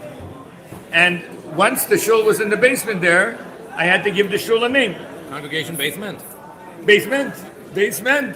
So I thought we'll call it Beis Rabbeinu. Call Beis Rabbeinu. Beis Rabbeinu Shebabavel. Talk about Beis Rabbeinu. And now I got in a mood. When I write the Rebbe, I make sure that I wash my hands and I put on a gartel and I take a white paper and it can't be crimpled and I'm mechaven and I don't. I got in a mood. I'm going to call it Beis Rabbeinu unless the Rebbe has a better idea. I took a siddur and I opened it up and I put down my finger on the page. I don't know why I did that. I never did that. I put it down on the word Malkeinu. I thought, what word in the siddur could possibly be better than Rabbeinu? Base Medrash. So it became called Base Malkeinu because of that. Was that before or after your article? Before the Kenu? Around the same time. I think it was after. Yeah. Shmuel Spritzer was the only one who defended me for that. Okay, so I had my hobby, Miftzoyim at the university, teaching Emunah Mada in a kosher way for undergraduate students, and I was enjoying it. It was getting more popular and it was growing. There came a certain point where I got a shocking letter from the administration of the university. The letter was, we are offering you a Department of Faith and Science, we're offering you a full salary, and we're offering you a budget to have graduate students and to pay for the first year of research into faith and science and to open more courses in the Department of Faith and Science in New College at the University of Toronto in the Faculty of Arts and Science. I was thrilled. The Rebbe had given me for 7 years Idud in this project. whenever I was Miyayesh, the Rebbe encouraged me through Igris and other ways. I wasn't writing the Rebbe for permission. I was writing the Rebbe to inform the Rebbe about a Besura Taiva. And the Rebbe's answer in Igris Kodesh was, why are you running to Moisdes Mushares? Did I not give you enough to do Bekerem Chabad? Why are you running to foreign institutions? I gave you enough to do in the vineyard of Chabad. Work with the Lubavitchers. What are you working with Goyim? So my answer to their offer was, no. They said, why? I said, personal reasons. Within a few months, two things happened. The university restructured. The whole program under which that department would have been existing was slashed, with another several programs like it. And at the same time, Professor Braniver contacted me and said, I have a book, Marabu Ma'asech Hashem, about Torah and science in Hebrew. I want you to make an English version, add more letters, organize it, put an index, make the whole thing. And in this way, the Sefer Mind Over Matter, the Rebbe on Science, Technology, and Medicine was born. If I would have taken the job, I would not have had the ability to do that. I wouldn't have had the time to do that. The Rebbe says... Involved with Ultimate Jew? Huh? Ultimate Jew, you were involved? I was involved with one thing in the Ultimate Jew. One thing. The Rebbe Professor Braniver hired 3 different people, paid them to come up with a good title. He wasn't happy with any of the titles. I saw he had Agmas Nefesh. I said, I'll come up with a title for you. I put my head down on the table, and an hour later, I suggested the Ultimate Jew. Hebrew, they translated Navi Mekirba. Navi Mekirba. Okay, good. Very good. Yeah. So that was the first story. He wants me to tell. I'll tell you. Okay, I'll tell the end of that story, and then maybe I'll tell the beginning of it. The Rebbe showed me how to find God through science because I asked him in Yechidus. And the Rebbe sent me dreams over a period of several years to show me where to look in science journals, and he also showed me where to look in his Torah. And he showed me very specific places, and he told me to report when I get it done. That's the short of. That's the very, very, very, very short of it. But I wanted to tell. The reason I'm telling it short is, on the day, after 4 years of Harambam trying to figure out what the Rebbe really wanted, on the day that it all came together, 4 days later, Professor Braniver showed up in Toronto. He had never been there before. He had never been there since. He showed up in Toronto, and I asked him, the Rebbe showed me the first letter in the Munu Amada, Hochacha L'Metziut Borei, a letter to Yitzchak Daniel from ER Tafshin Yates, where he asks for proof for a skeptic that God exists. Prove to me, Rabbi, that God exists. I need proof. And the Rebbe writes a very long letter there. It's the first letter in the Amunah Mada. And I was studying it because that's what the Rebbe showed me in a dream. He wants the long version. I gave him the short version. The long version is very geschmack. It's like the Megillah. Anyway, Go for the long version. 1 second. So I asked Professor Braniver, do you know of an English translation of this letter? He said, no English translation exists. I said, Professor, Loy Reisi and Araya. He said, no. If there would exist an English translation of this letter, I would know. I would know. And you're so involved in all the Rebbe's writings about science. And that's how I started to get involved with Professor Braniver in the first place. Yeah. I don't feel it's. I think it's Tsar Balachaim to tell them the long version of the story. Why? It's a free con. Anybody who wants to leave can leave. Nobody's forced to listen. Okay. This Cadus you had with him was after Gimel Tammuz? Huh? You got to know Professor Broniver after Gimel Tammuz? Memches. Kasha Memches. Kasha Memches. That's when we started to work together. Several different projects. Was he already then starting Mashiach? What Lubavitcher is not Stark in Mashiach? Yeah, but he was an ace now. Yes. The emphasis on Mashiach by Professor Braniver grew with the Rebbe's emphasis on Mashiach. The whole Lubavitch world got more excited about Mashiach as the Rebbe got more excited about Mashiach. And that came to a big crescendo. Yeah. Okay. Yeah. Okay.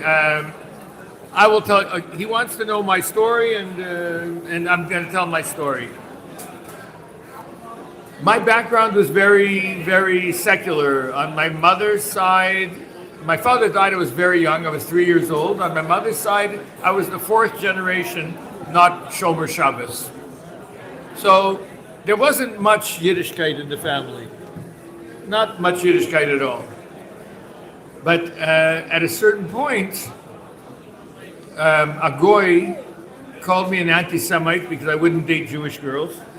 So I went to a Jewish students conference, university students, where there would be 500 Jewish students. I never went to a Jewish event. I wouldn't go. But I thought on a dare, I'm going to prove him wrong. I'm going to prove him wrong. And I went, but I met Lubavitch rabbis. And I got into a 6-hour argument with a Lubavitch rabbi, Manis Friedman. And we are still very good friends. We're still arguing. Yeah. It's a place of mutual respect. You know, Rabbi Meir and Acher. Rabbi Meir continued to learn from Acher. You know, didn't he? And Acher said, "Okay, until here you can go. After here, it's tchum. You can't follow me anymore." Anyway, when I became engaged to be married, I understood you're supposed to go. I understood that the Rebbe was great, and that he was like the Moshe Rabbeinu of our time. That's what I was learning from the Lubavitch rabbis. So they said there's such a thing as Chassan Kali Yechidus. So I asked my Kala to be. She says, I wasn't raised with this kind of stuff. She was raised modern Orthodox. I was raised with nothing. So when we got engaged, she was way to my right. But by the time we got married, she was way to my left. But in any case, I went for Chassan Kala Yechidus without the Kala. It was a day in Tashim Membeis before Shavuos, where there were 6 Chassan Kalas Yechidus in that Sunday. And there were 2 groups in Gan Eden Elyon. And I was one of the English groups. And you put in your zettel, and the Rebbe looks at it, and then you stand back in the semicircle, and the Rebbe talks. At this point, I was already thinking that the Lubavitchers are making too big a deal of the Rebbe. Because it looked really weird to me. People standing for a long time, waiting for the Rebbe to walk from one room to another room so that they could take the Tillim and say Tillim. It just seemed strange. They were too obsessed. They have nothing to do. Don't they have a life? And I looked at the Rebbe and I saw a wise, saintly old Jew, and why are they making a cult figure out of him? Became Yechidus, and before Shavuos Membeis. When I gave him my letter, the letter said all the regular things that a chassan would want for his life, plus since the Rebbe doesn't allow me to leave university until I get my doctorate degree, and I must study science many hours a day, and this is causing me agmas nefesh, because on a good day, science is 90% baloney and 10% emes, whereas Torah is 100% emes, no matter where you turn, all the time. And I wanted emes. So it made me feel unhappy. Could at least the Rebbe help me discover God through science? When the Rebbe read my zettel and he looked at me, I felt him kasher my kishkas. He gave me the X-ray look. He's opening and closing all my files and scanning my hard drive. And I felt like if you're holding on to a live electrical wire, you're going to squeeze your hand. But when you squeeze your hand, you're going to get more electricity. But you get more electricity, you're going to squeeze your hand, and you're going to be electrocuted. So I felt like I was being, in Ruchnius, overwhelmed with spiritual charge. So much so that when I stepped back in the semicircle, the Rebbe spoke for 10 minutes. My whole purpose of coming was to listen to him. I did not hear a word, and he spoke in English. My mama Lashon. I didn't hear a word. They had to escort me out of the room. I was so overwhelmed. I literally had to be walked out of the room. There was no dollar that day. There was no dollar that day. A few weeks later, I had a dream of the Rebbe, which for me is very unusual because, in general, I never remember Cholaimus. But here was a very, very vivid, full color experience. And the Rebbe and my wife and I are in our living room, and the Rebbe says to my wife, actually, here is something to help you think. And he shows a book which looks like the cover of a journal, which is the Proceedings of the American Association for the Advancement of Science. And has a very special, it's called Science, and it's a very special font, instantly recognizable for people that are verblungent in this clipper. And it said Science, volume 64, number 4, brackets number 1. And the Rebbe opens it up, says, here is something to help you think. And I see a blue sky with white clouds and beautiful font, nicely laid out. And it reads like Barchi Nafshi, about nature and man and the water cycle and the animals and the trees. And ecology was my field of study. That was actually my field of study, was about the environment and man. But here it was very, very beautiful. And as I'm reading, the clouds start to move, orchestra music starts to play, and some reach, overwhelmingly beautiful smell. And I start to feel like I'm in Gan Eden. This is like, I'm gonna chalish. If this gets any better, I don't know what's gonna happen to me. And the Rebbe is turning the page, and the next page is better, and he's turning the page, and the next page is better. And then the Rebbe says, let me know when you get to page 7. And then I woke up. I was so excited. But I thought, it's only a dream. So I tried to forget about it. When I went to my office at the University of Toronto, I realized we have journals, the journal Science, but they didn't have such old copies. They had from the oldest they had was from the 1970s. This was done 1982. So I thought, okay, forget about it, until I went to another library and another. It was bothering me for almost 2 years until I finally did a very, very deep dive. There was no Google, there was not even Netscape. All there was card catalogs. I went to this library, they called it Fort Book. They had a whole huge room, like the size of this room, half the size of this room, all card catalogs of the holdings of the University of Toronto. And I found the card catalog where they have this one book, and I went to that library, the Science and Medicine Library, and you had to take the elevator down and then you had an iron staircase that would go down one more floor, and then there was all bookshelves that were on tracks. You know, in the Rebbe's library, certain libraries, they have all the bookshelves are stacked together, and you had to spin a wheel on the end. Now they have it electronic, but you used to have like a captain's wheel on a ship. You have to spin it, and then the space would go between the bookshelves. All the bookshelves were compressed together because nobody ever goes there. So there I went in the morning, and there I found Science Volume 64, number 4, from July 1926. And I'm reading an article, and lo and behold, it's in a science journal. There's Ruchnius. What does it say? It's an article called Science for Humanity's Sake by William Bloom. He's getting an American Chemist's Award, and he's saying 3 Ruchniistic things. First of all, he says, science has never disproved the existence of the soul.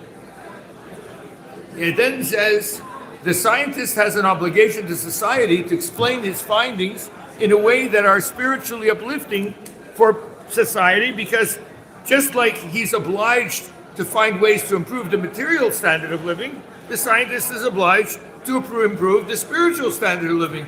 And the knowledge of how nature works is by itself naturally inspiring and uplifting. People like to know these things. It's very exhilarating to understand more deeply the wonders of the world. And the third thing he says, and that part you should remember, is science can only describe how the world works. It cannot answer why the world works that way. To understand why the world works the way it does, you need religion. Science tells you how, religion tells you why. Huh? Yeah, but he didn't say Chassidus, but he should have. Okay, so that was nice. And then I looked in the other issue number 1, which was in brackets, and there was an article by a goy, and quoting Louis Agassiz, which I heard recently was probably Jewish. Louis Agassiz writes a poem, "Come wander with me in regions yet untrod, and read what is still unread in the manuscript of God." Oh, but what's haste? It means wander around, study nature, and you'll understand that Eibishter, Bereshis Bara Elokim, Mr. Shemaim Mizaretz. That's what the meaning of this poem is. It was very, very geschmack. The Rebbe said, let me know when you get to page 7. I thought, I'm going to make photocopies of these pages. But then a goy asher b'kirbecha woke up and said, 1926, science hadn't properly killed God yet. Maybe there's more Ruchnius in there. So I looked in the rest of July, and I looked in June and August and May and September and April and October. There's not one word. I'm looking in 1925, 1927, 24, 28, 20, 30, 40, 50. No one word of Ruchnius. I look in the journal Nature, I look in other journals. Nothing. So I thought, okay. The Rebbe said, let me know when you get to page 7. So I waited for a reason to write the Rebbe. By this time it is Tafshin Mem Dalet. I write with the Mem Dalet. 84. 3 years after. I write the Rebbe. My wife is expecting. We'd like a bracha, and the Rebbe. I had this dream, and here are the photocopies. The Rebbe said, "Let me know when you get to page 7. If it's nothing, I apologize for wasting the Rebbe's time. But since the Rebbe said, let me know when you get to a certain page, it seemed very real. If it's something, let me know how to follow up, and that's it." The Rebbe answers with a bracha for the child to be born, and nothing about the dream. After the baby's born, the child named I write about. I said the Rebbe didn't answer about the dream. The Rebbe answers with a bracha for the child born, nothing about the dream. And this repeats itself another 6 times in Tafshin Mem Daled, Hey, Vav, and Zayin. Tafshin Mem Ches, I had my second dream of the Rebbe. It was a terrifying dream. The Rebbe was sick and emaciated, and the room was black. It was Ches Tishrei. And the Rebbe asked me for a glass of cold water, which I brought him, and then I woke up. I was scared. What happened? Because you don't know what's going on in the world.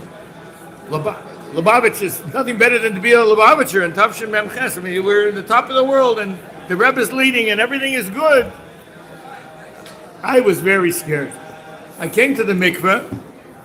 My friend says to me, "You look horrible. What's the matter?" I said, "You know how to do hatavas choloim?" He said, "Why?" I said, "I had a bad dream. I wanted to go away. Why do you think?" He said, "You should tell the Rav your dream, Rabbi Shochet." I said, "I'm not telling anybody my dream. I wanted to go away. That's why I wanted to hatavas choloim." He says, No, but you should tell him. He's a dream interpreter." I said, "A dream interpreter?" But all of a sudden, I didn't get the memo. We're supposed to go to dream interpreters? Is that Judaism? He says, "You ever heard of a book called the Chumash?" I said, "Okay, Paro had a dream and Joseph had a dream. I get it. But Rav David?" He says, "Yeah, Rav David, Erken de Maloch, I'm telling you, you really need to talk to him." So I did. I asked him to make a Tavas Cholaim. And he convened a minyan after Shachris. Now I'm seeing here a lot of Bachrim. I don't see Balabatim here. But anybody knows what carpool is, and even in Crown Heights, Balabatim have to run out and get the kids to school and this and that and go to... Nobody wants to stay for something longer than a Taras Nadarim because somebody had a bad dream. Rabbi Shochet convened a minyan. It says in the old Sidurim that 3 is enough. But Rabbi Shochet said, no, we need to do this with a minyan. After they went away and we made this responsive reading, I explained to him the dream, and he explained to me I told him the dream, he explained to me as follows. He said, "We are used to thinking about how we need the Rebbe. We're not used to thinking about how the Rebbe needs us." The first thing he said was, the Rebbe was sick, but he's not sick anymore. He's better. So you don't have to worry about the Rebbe. The Rebbe is well. We're used to thinking how we need the Rebbe, but the Rebbe also needs us, because just like the feet need the head to know where to go, the head needs the feet in order to get to where the head can't go by itself. You are fortunate that you were told not only that you are wanted, but what you are wanted for. Water is compared to Torah and mitzvahs. They flow from a high place to a low place. In water, there's hot and cold. Hot is emotional. Cold is intellectual. The Rebbe is asking you for an intellectual avodah in Torah and mitzvahs. I said, "Thank you." I took one step out into the hall, and one of the shluchim said, "I found this book. I know you'll love it. Emunah Amada." He hands me a book called Faith and Science. It's letters of the Rebbe about faith and science. And on the cover is a blue sky and white clouds, exactly the colors from the first dream after the Yechidus. And I'm like, I wonder what's on page 7. And I open it up, and there's a letter called Hochacha L'Mitziyut HaBorei, proof for the existence of God. A letter to Yitzchak Damil, where he asked proof for a skeptic that God exists. So that letter is there in Emunah Amada. And I'm wondering what's on page 7. I turned to page 7, and there are 2 words in heavy black type, in bold font. They are biur and teyur. And the Rebbe says there that while it's true that everything goes according to laws of nature, but the laws of nature don't explain anything. They only describe how the world works. And where he says describe, he uses the word teyur, and when he uses the word explain, it's biur. But that's exactly the same thing that William Bloom said in volume 64 of Science, July 1926, from the first dream, with the colors from the second dream, but of the content. And the combination of low probability events in a unified way were just unbelievable in short form, Hashgacha Pratis. And I thought, okay, I must write the Rebbe. And I thought, you idiot, he's not going to answer you. So I decided I'm going to have to go to the Rebbe. So I came Sunday, Shabbos, Parshas Noach, Tavshin Memches. Sunday, Lech Lecha was dollars. This is Tavshin Memches. And when I got the dollar, what am I going to tell him? A 20-minute story? I said, be your v'teir. And the Rebbe goes, Amen. So it's like, okay, I got the message. And then right around then, it was exactly before then, Professor Branover came to Toronto. I told him about this letter and about, he invited me to the Barator conference, and that's how we started working together. And I wasn't the only one who got a message in sleep to help Branover. Shalom Ber Lipsker, Oliver Shalom. I think he was in a coma. From Miami. Yeah. He was in the hospital. No, he was in the hospital. And his wife called They just throw on the mic. Yeah, just to say. I don't remember the exact details, but basically he got very, very sick, and he was in the hospital in Miami. So they didn't, and suddenly it got very, very serious. So nobody was allowed in the room, not even his wife. So she right away calls from the nurse's desk to Maskiras, and I think she got a call back right away. And Rabbi Chadukov says he wants to speak to her husband. He's not shaykh. So Rabbi Chadukov said he has to speak to her husband. Okay, so she goes into the room, and they won't let her in. And she says, I have to go in. And then she says that, so she gave the number of the phone there. The phone rang, she picks it up, and she puts it by her husband. And Rabbi Chadukov told Rabbi Lipsker that the Rebbe said that there's a Yid who's coming through, I think, Ottawa, a professor from Russia, and you should see to it to help him, give him whatever, all that he needs, and so forth. Yeah. And from What did that have to do with Professor Branover? so that was Professor Branover. So Rabbi Chodakov said that this professor is going to come. Professor Branover came Professor Branover is going to come to Miami, I guess. I don't know. And you have to help him. And you have to. And Lipsker woke up right away. And what did he say? Something like, "Yes, I'll do it." And he was not speaking. He was like in a coma. So he woke up out of the coma on this. And what the result of that was, they started the B'or Torah conferences. So they were Masaderet together. Lipsker got Florida International University involved, and then Branover invited all the professors. And then Chanukah Tavshin Memches was that first conference. Where was it, in Miami? It was in Miami, and I was asked to prepare the proceedings in a book that was Fusion: Absolute Standards in the World of Relativity by Feldheim Publishers. That was our first joint project. That's right. So that was that story. Is that the story you wanted? When did the Rebbe respond? Did the Rebbe respond to your dream? The Rebbe responded, Amen, when I told him that it's Bir B'Teir, and I made a point to write and speak about the limitations of science, only being able to describe things. You cannot explain anything. For this, I have to mention my interaction with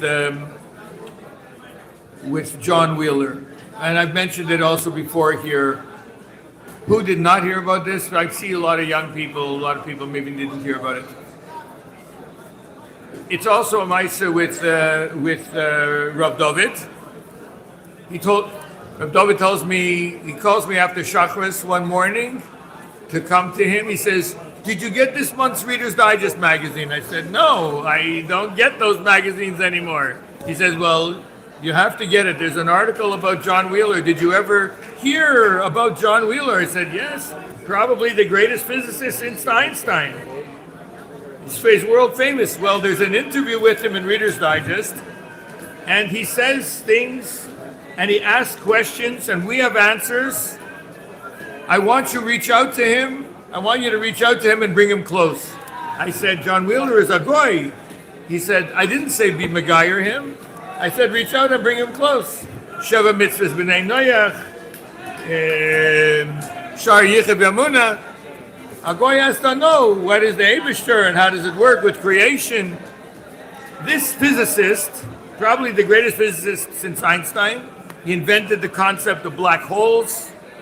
He was the one who made experiments proving quantum theory is actually correct, which is, he wrote the book on the hardest physics known to man, which is general relativity. He wrote the textbook. Physicists say there are two types of people with regarding general relativity. Two types of physicists. Those that don't understand it, and liars. And he wrote the textbook on it.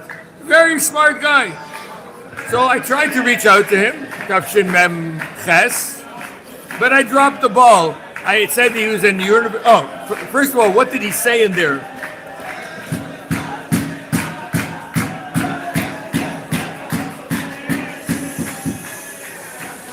Oh, yeah. It's not a bad thing. It's not a bad thing. He says, just as... You remember when they sang this the first time in Kiddush? It's actually named Gimel, I think it was, upstairs in the shul. Moshe, who? Yeah. Moshe, yes, and Abid came out to made it together. Yeah, him and he made it together. And everybody, the whole shluchim, every single shliach was dancing around Tashin and Gimel.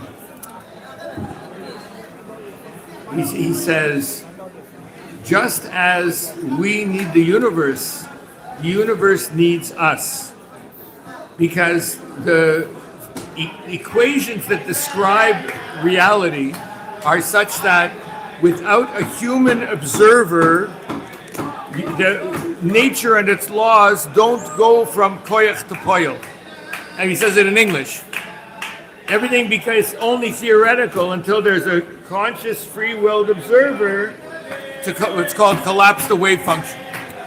So we know, he says, human beings were planned for and actively sought out before the first particle came into existence. Before there was a world, we were wanted. We're not accidents in the universe. We're not meaningless. Science itself tells us we are the center of all things. The only thing is, science cannot tell us why we are wanted. That we are wanted, it could tell us, but why, cannot say. But someone must surely know the answer to why we are wanted. You should seek out such a person, and when you find him or her, you must cherish him.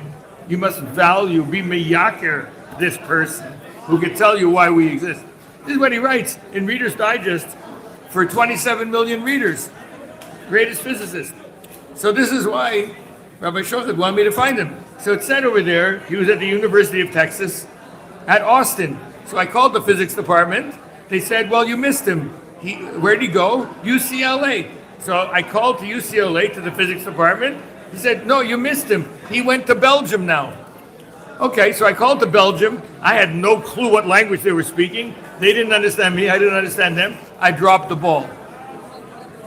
But after Gimel Tammuz, I decided maybe this is something I could do. I'm going to find him. And I did. I found that he was at Princeton University, where he was, I think, the head of the physics department. I'm not sure. And I spoke to his secretary, but his secretary said, you just missed him. I said, where is he?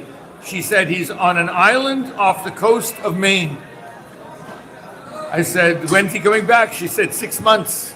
He goes every year. 6 months he travels around the world supervising research and lecturing. And 6 months he sits on this island off the coast of Maine. I said, what is he doing? She says, thinking. I said, what is he thinking about? She says, being and nothingness. He's thinking about Yesh Me'ayin. I said, therefore I'm reaching out to him. He has questions. I have answers. Huh? John Wheeler. John Wheeler. He's now all of us. He passed away already. Anyway, so I said, no, I'm on a mission from the Moses of our generation, the Lubavitcher Rebbe. He has an emissary in Toronto. The chief rabbi appointed me to reach out to him to answer these very deep questions that he has. This is information he doesn't have that he needs. She says to me, Be'oisei Loshen, you can send what you want. I don't guarantee he'll ever read it. I must get at least a dozen submissions every week, clearly marked, do not take the next breath until you have read this. I don't know why I should even give it to him, but if you want to send it, help yourself. I sent him a Tanya, I sent him a cover letter. 3 weeks later, I get a hand-signed letter from him on university stationery, acknowledging the Rebbe and the Alter Rebbe and the Tanya and the ideas that are in it and the appreciation for what he should study. And he gives me back something that he's written to explain the mystery of observership. Why is it that the observer is required for reality to go from koyach to poil? Why are humans required for the laws of physics to work in the first place? And he included something he wrote and spoke about to a meeting of the a joint meeting of the American Philosophical Society and the Royal Society. I guess it's the Royal Society of London. And he writes about observership and he explains it with a medrash. A medrash says, Hashem says to Avram, you wouldn't exist if it wouldn't be for me. And Avram answers to Hashem, yes, that's true, but you would not be known if it wouldn't be for me. So then he makes like a kind of a, what do you call it, a hekesh? He makes a parallel. He says the universe, or some who would want to speak for it, says, you are an insignificant speck in an insignificant galaxy. I provide all the matter and energy and time and space for you to exist. You're nothing if it wouldn't be for me. How shall we respond? We could say, yes, that may be true, but you would not exist if it wouldn't be for elemental acts of registration such as only a human being can make. So then he has a 40-line footnote in small print. This 40-line footnote has midrashim, gemaras, Yerushalmis, all kinds of sources, and the introduction, he names 5 Nobel Prize-winning Jews, including Elie Wiesel and Shmuel Lamborski and Asher Perez, and Yuval Naaman, and because he convened a base midrash in order to understand the mysteries of nature. We're looking, what's the average person doing? The average person is saying, hey, Rabbi, I'm not religious. I'm a secular guy. I believe in science. And you go to the greatest of the great scientists, and they're looking at us to find out what's really going on in the world. So why even start? It's like the guy who has a dream that there's a treasure in this faraway place by the bridge. He's going to dig up over there, and the officer looks at him and says, what are you digging here? I said, I had a dream in my village that there's a treasure here. He says, oh, you idiot. I had a dream last night also that in such and such a village, in the kitchen under the floorboard, in such a place, there's a treasure. He says, oh, I live in that village. I live in that place. I have a kitchen with a loose floorboard. He goes back and he finds a treasure in his own home.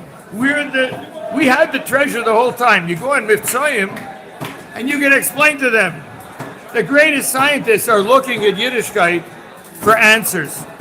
The Journal of Chinese Medicine has an article about tefillin. Did you know that? In 2002, probably a Jewish chiropractor by the name of Stephen Schramm. Must have become Baal Tshuva or something. He took the acupressure points, the places that Chinese medicine says you should press or put a needle, right? He took that point, all those points, and he listed them as a prescription. And he said to 4 different professors of Chinese medicine, are these points, didn't say tefillin, nothing, are these points a prescription for anything? And if they are, what for? And every single one of them said, it's a prescription for mental clarity and spiritual wellness. How do you like that? A side benefit of tefillin. You're wondering why, if you didn't put on tefillin one day, why do you feel so crummy? Because you missed your dose of mental clarity and spiritual wellness. Parprois l'chochma. But without, without condiments, the burger doesn't go down the same. L'chaim. Chaim Rafa. So I thank the professor.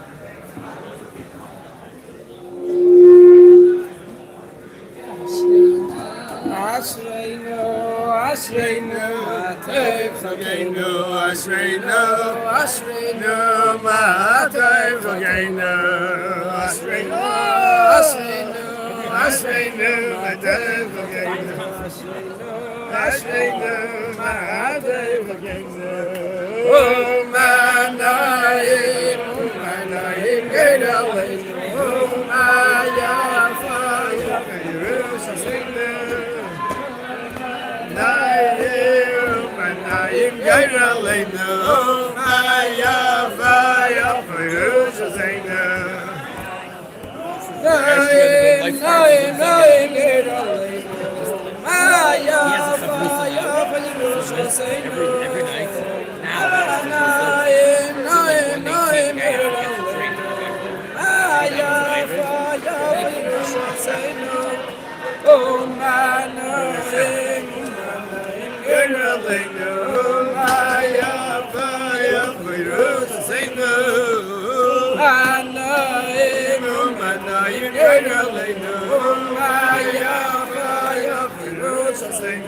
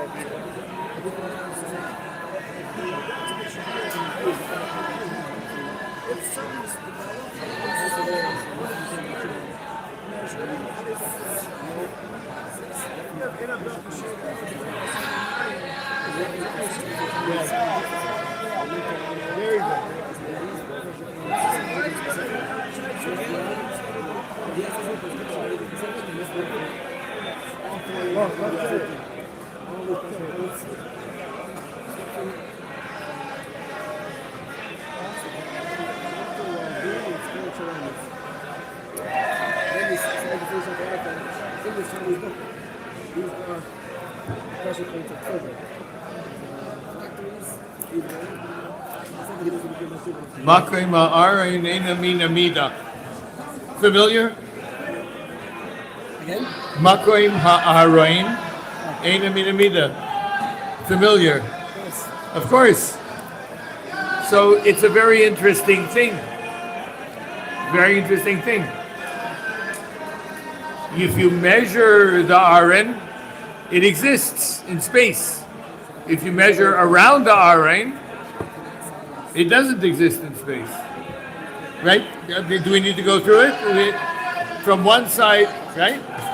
From one side of the Aron to the wall is 10 amas in the base of Mikdash. The other side it's 10 amas. And the Aron itself is 2.5 amas wide. But the Kodesh Kedoshim is 20 amas. But 10 and 10 and 2.5 is 22.5. So if you measure around it, if you measure from wall to wall, it doesn't exist. If you measure the thing itself, it does exist. If you measure from side out. So what is the story with this place? I think Eina Mina Mida could be translated as it's dimensionless space. What is space is defined by dimensions. What is dimensionless space?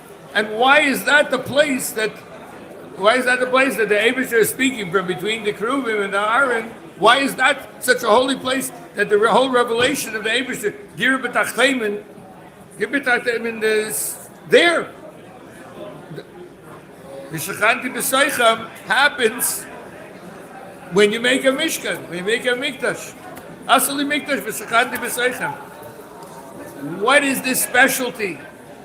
So it's interesting for the student of quantum physics that one of the mysteries of the science of the smallest parts is that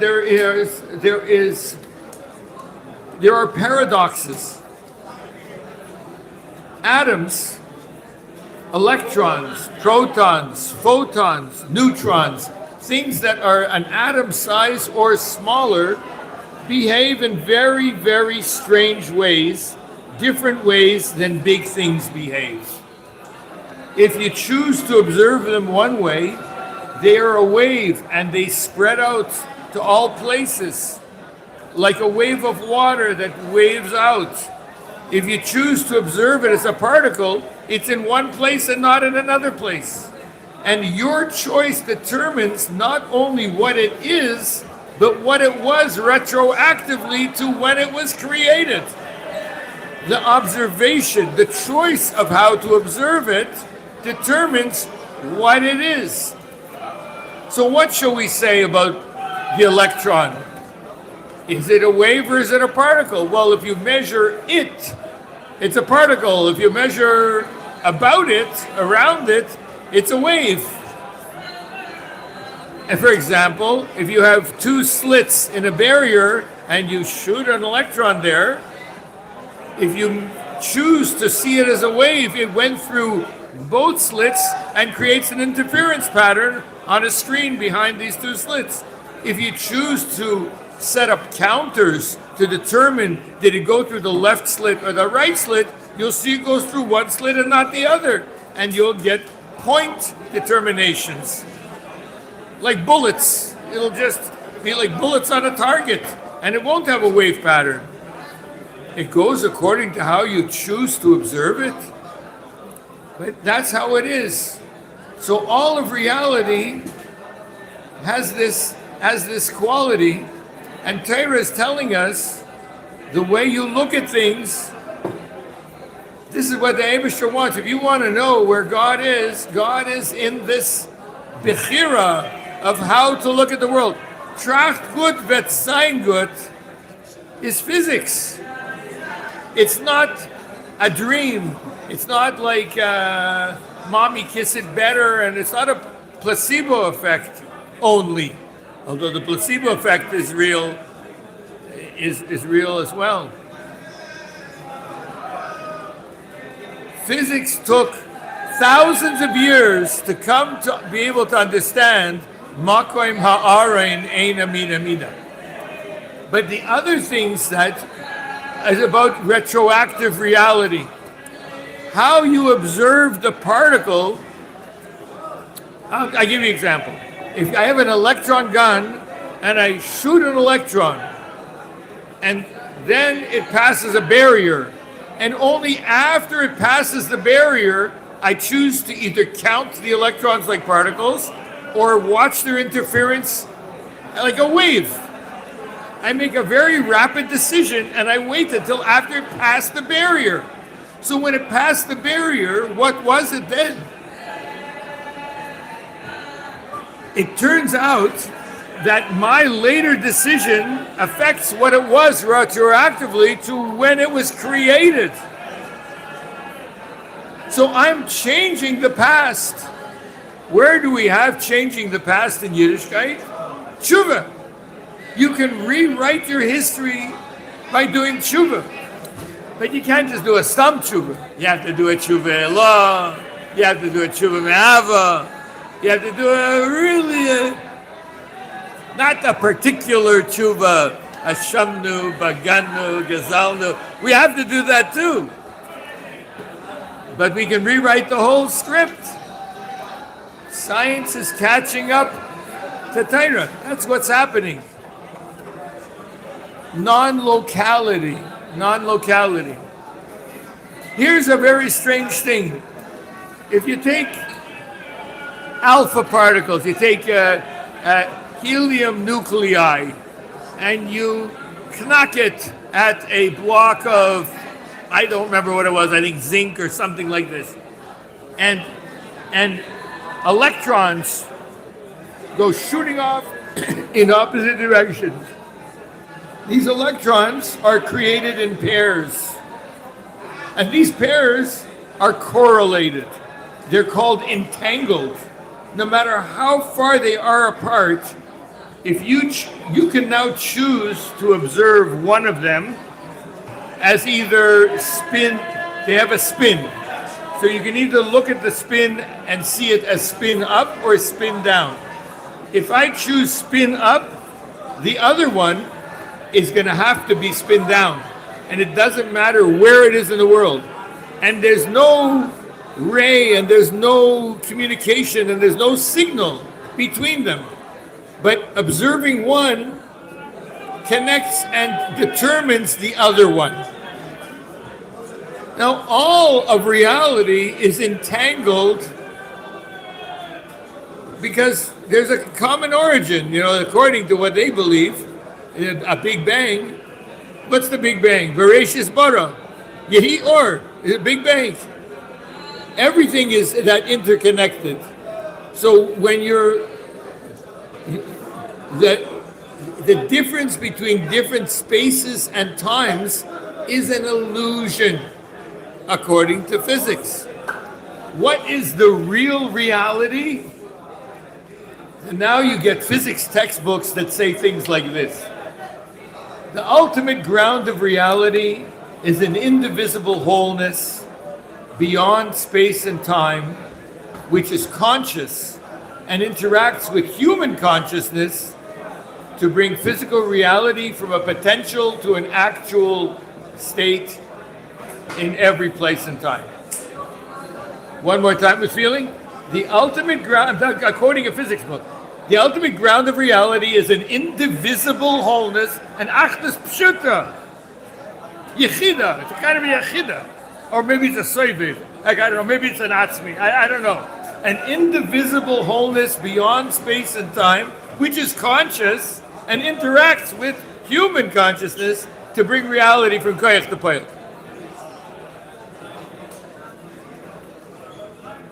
Where have we seen this idea before? John Wheeler sent me another paper, another essay. It was his last major essay. It was called It from Bit. It from Bit, it's a great title. Reality comes from information. So there's this indivisible wholeness.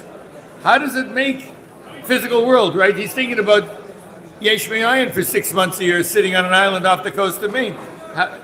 So it comes to a resolution that there's this information space that mediates between the indivisible wholeness and the physical reality. Does that sound familiar? Baruch Shamar v'hayahu olam.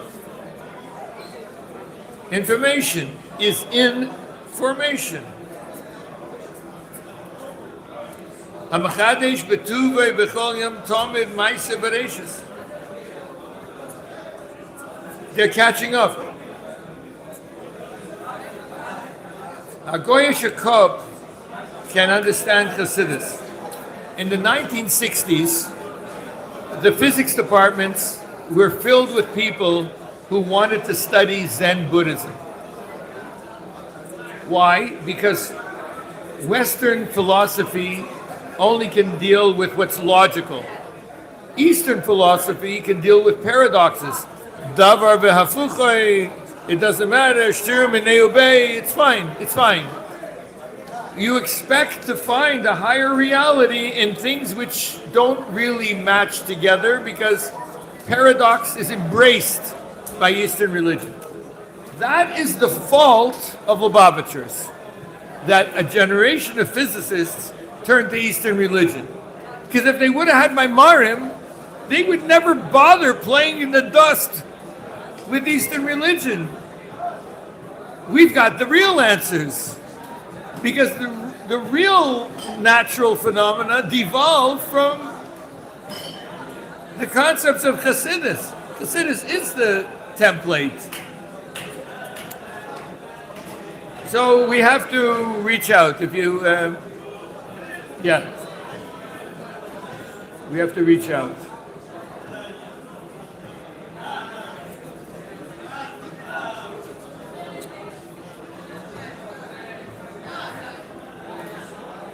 Yeah.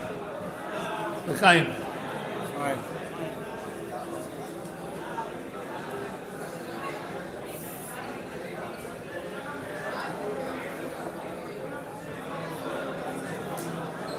It's like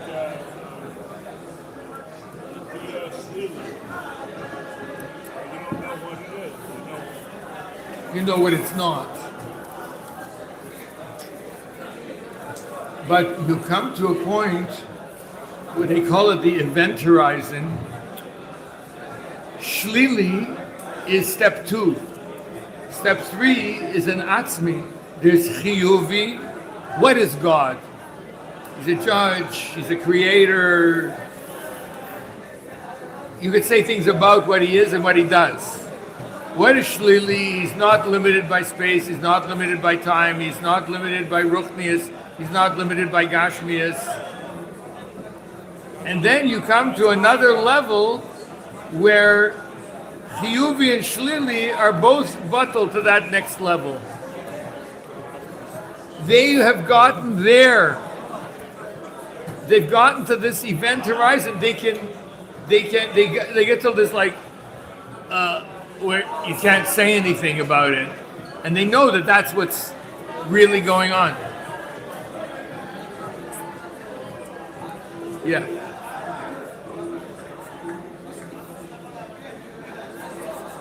We don't need the physics.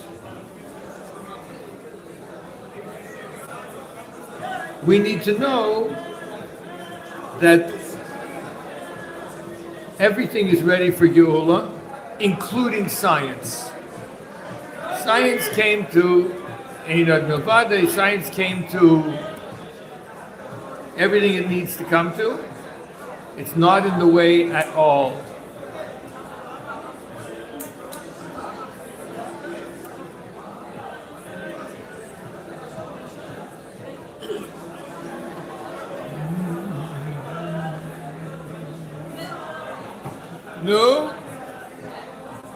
No.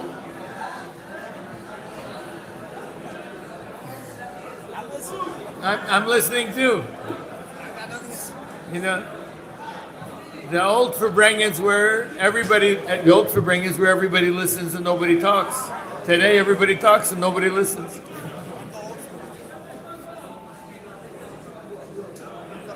Yeah.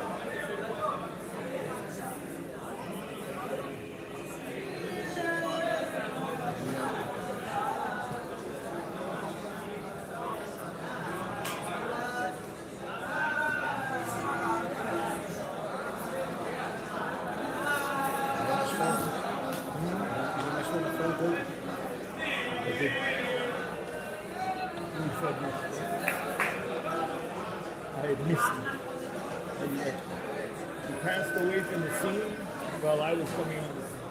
I mean, we technically overlapped, but Very, very close to it.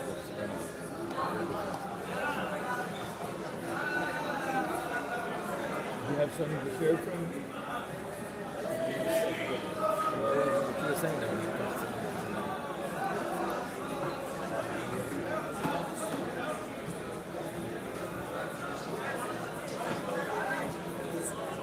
What happens with two figures at the same time? One is being They tried it many times. You can't. Somebody's going to have the infedema. Somebody will succeed and somebody will fail.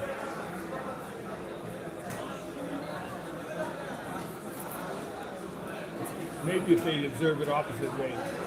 They choose to observe it opposite ways.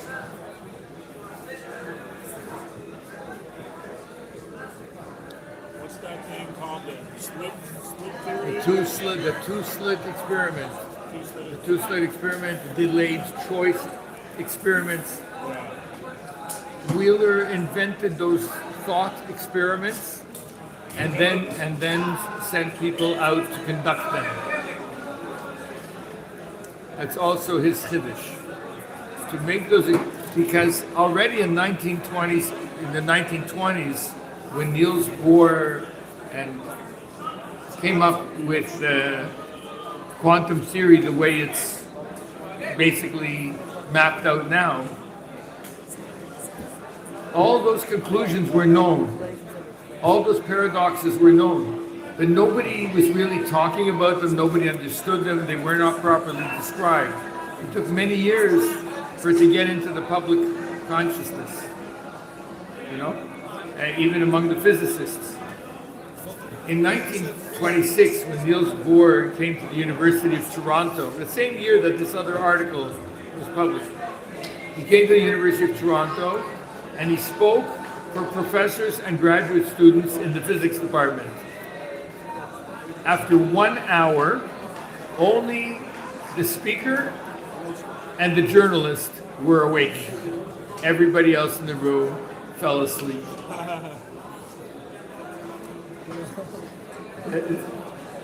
Now, Bachram are cooking in the Inyanim. And then, nobody could wrap their head around it at all. Dor Shvi was in its infancy.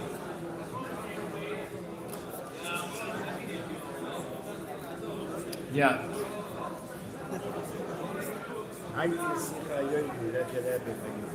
Six means elephant, a 12. You think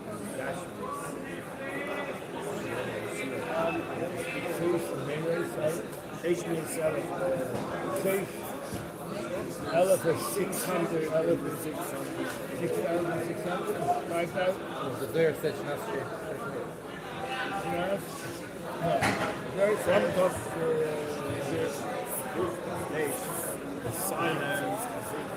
Sheish Meir Shnin Be'elef Siyum. Yeah. So that's 5,600 years. So the question is, is that 5,500? Is that the year 5,500 or the year 5,600? Was it 1740 and it was the Baal Shem Tov?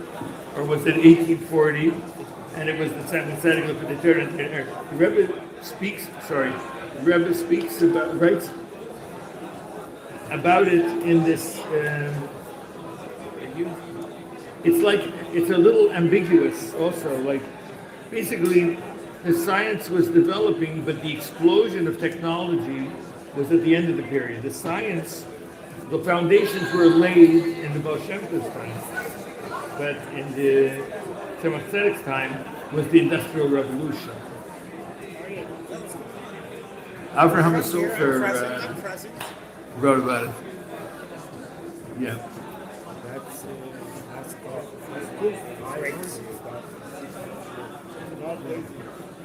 All places. Yeah. We're in Williamsburg. I can see it there too.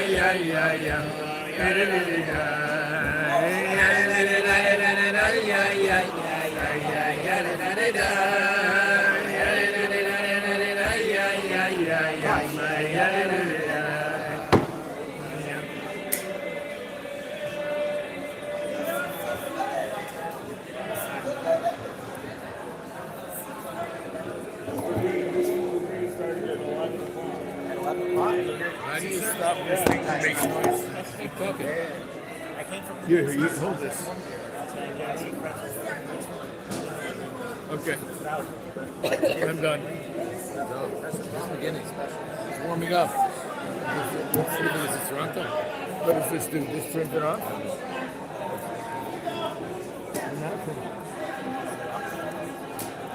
Maybe this. All right, pass the city down. I want to get past that.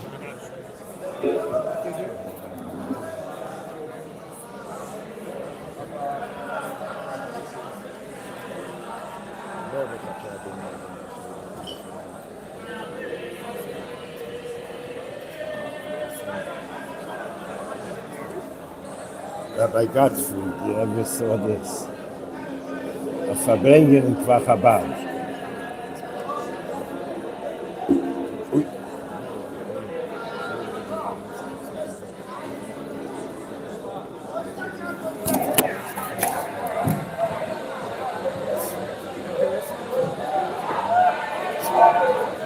Right now? No.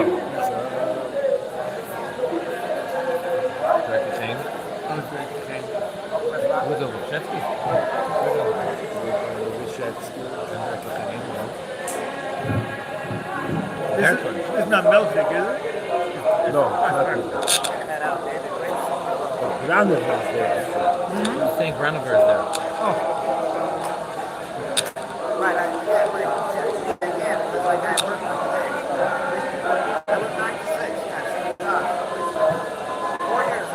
Granola is there. Is that thanks fair? A couple of years ago, it was getting nifty, you know, no permanent job, only part-time. Yeah.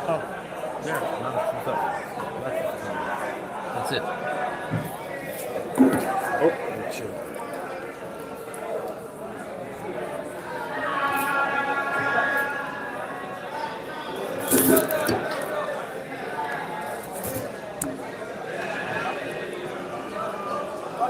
brings you to home? Auf dem sitze ich. I couldn't come from the buy-in, nobody did have to talk.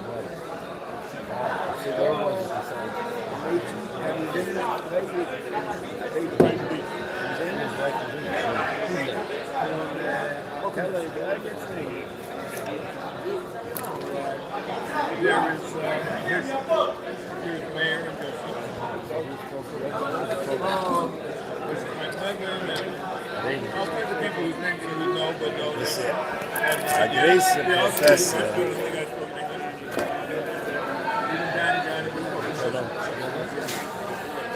He really warmed up. I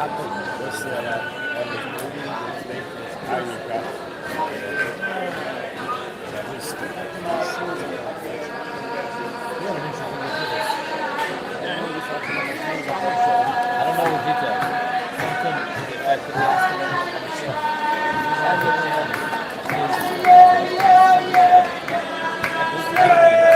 I don't know exactly.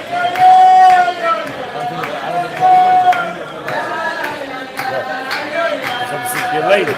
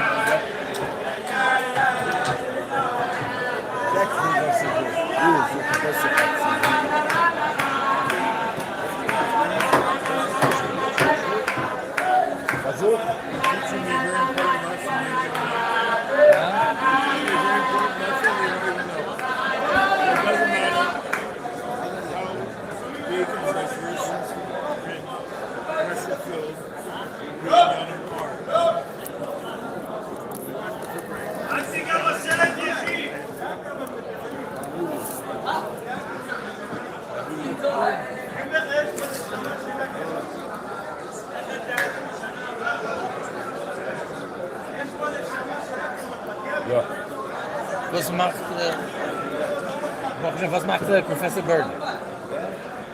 David Berger. Wo bist du? Ja?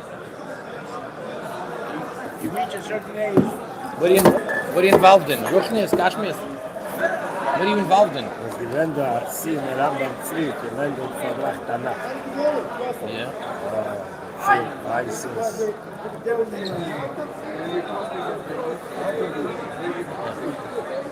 Mentally, Ruchnis. Und Parnasse machst du von dem? So. Wir sind schon die Jahre nach Panosse geblieben.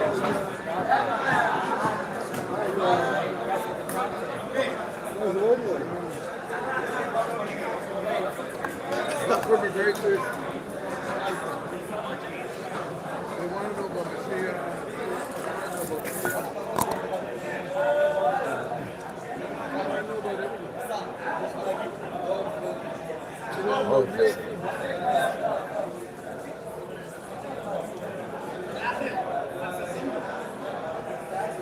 Een van.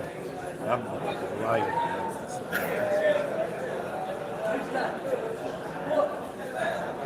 Gaat het sicher? Ik geef hem het woord. Gaat het sicher? Moet ik het sicher afgezien? Wer? Wenn ich gewinne sicher, das ist doch schon nun. Es ist, ich geef hem het woord.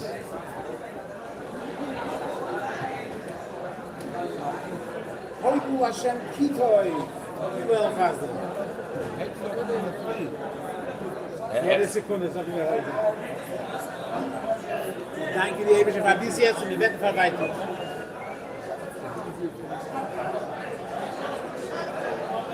Hoiku Hashem Kehalziyoi. Hoiku Metri.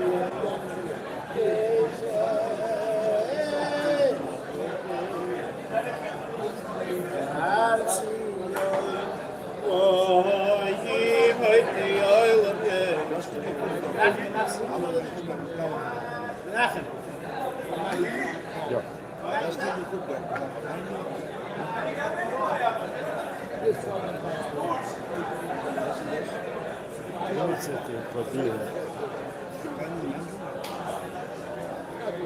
Nachher, was ist dein Channel auf YouTube?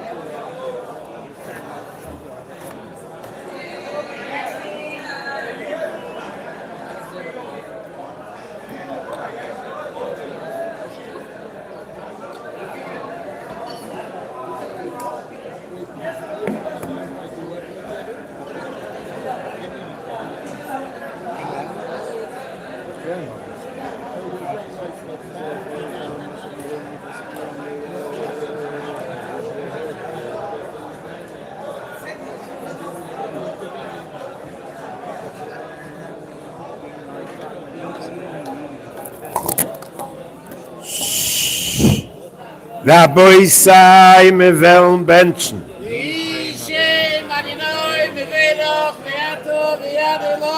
Yishe madnim velach matvadim b'shus adin deinu mereinu v'rabeinu malach HaMashiach v'varech shachalnu mishaloi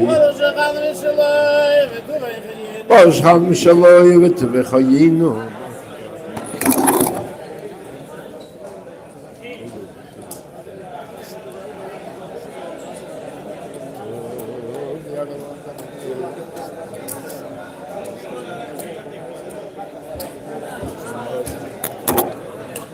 Say aches yodech hamasbi al chol chayrotzin baruch ato Adonai azon esakol. Amen.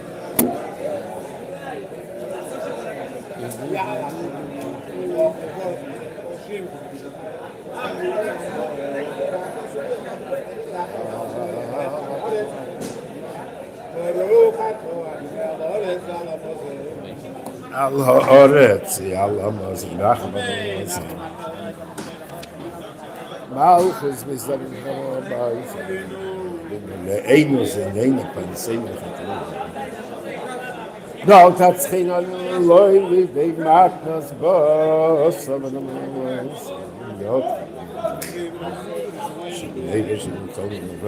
Ufnei Yerushalayim Irakedesh Meira v'yameinu Baruch ato Adonai Meinu v'racham amen shalom Amen.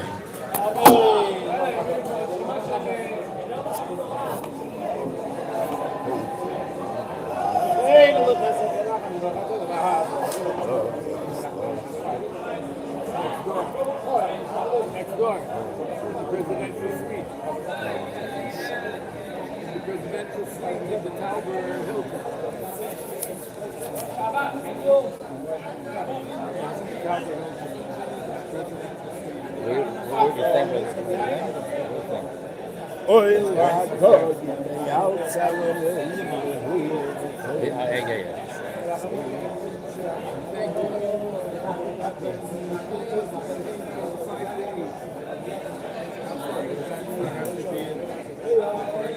AM or PM?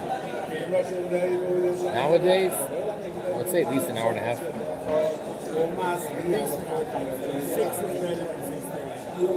What time is the flight?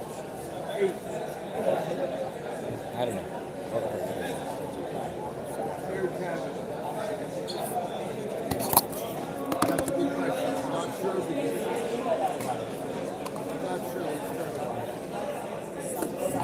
Baruch atah Adonai Eloheinu melech haolam beirei pri hagofen.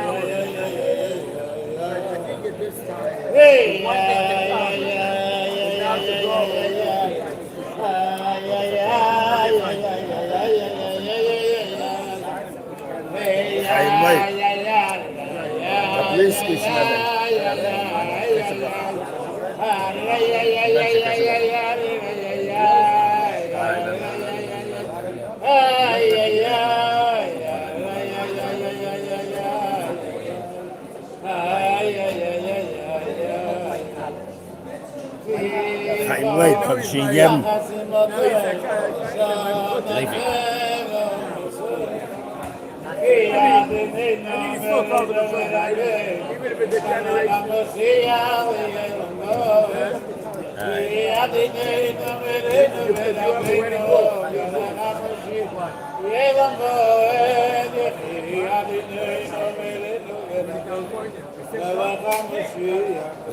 Sport allemaal. Good. Ich hab aber einen Punkt. Ja. Ich bin nach Schwaben von Grün. Weißt du, wie man eigentlich am Schäfer kam? Ja. Das ist ganz sein Schwaben. Wenn mein Sohn nicht gewinnt, wenn mein Sohn nicht gewinnt, ja, hat You know, I took quite mein Sohn nicht gewinnt, Post. in recent years, and I was not happy with it. Je hat noch gestorben. Er musste You take white top? ja, das ist nicht immer das Word home. It's against the wind. It's against. En has it in. It's Dus we kennen reason. So 30 minuten we kennen. Hoe kun je dat aan Check in the morning, have it so rechts of links. check Uber, check Lyft. Was doet ganz warm pas met vrienden. Ah, sicher, aber ich frage mich, ich meine, mein Sport allemaal. Ja, ook sicher. Thank you, kindly. Freien Frau. Dat is exact same. Schaffensberg is You guys, You choose one of the line. Anyway, smells of work. Now I feel much better. Thank you. You really make me feel better right now.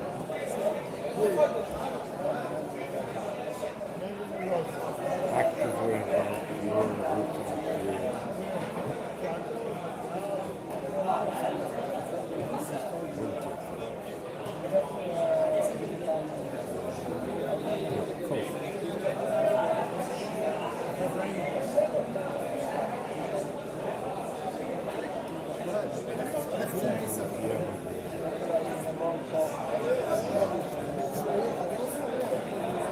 Smells of work. Jak jest to? Ja ziemlich nicht gut, was ich gehabt habe. Das Cashew ist Insel. Sehr kalt, was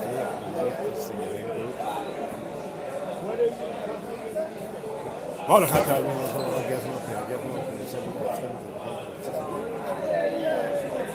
lachen wir. But you don't know what you don't even know.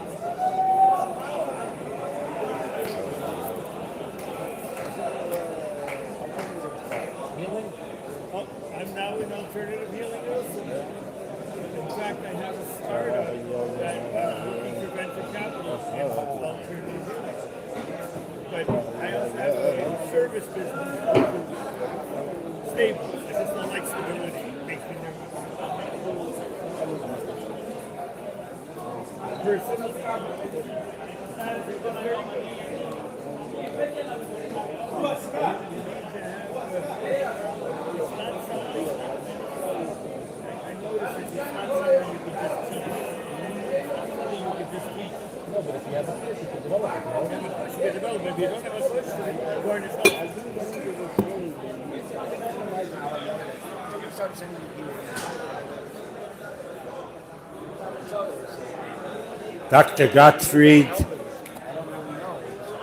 Dr. Gottfried, thank you so much.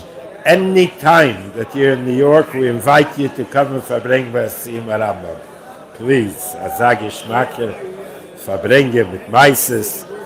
We should continue till Mashiach Gesundheit und Freilichkeit.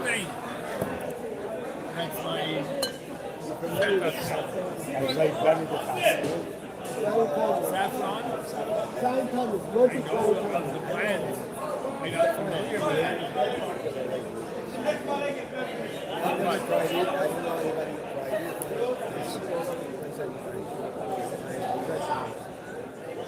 To do what?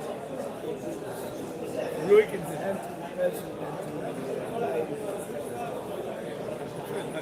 good to you.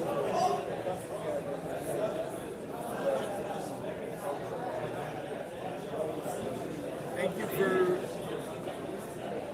reminding me.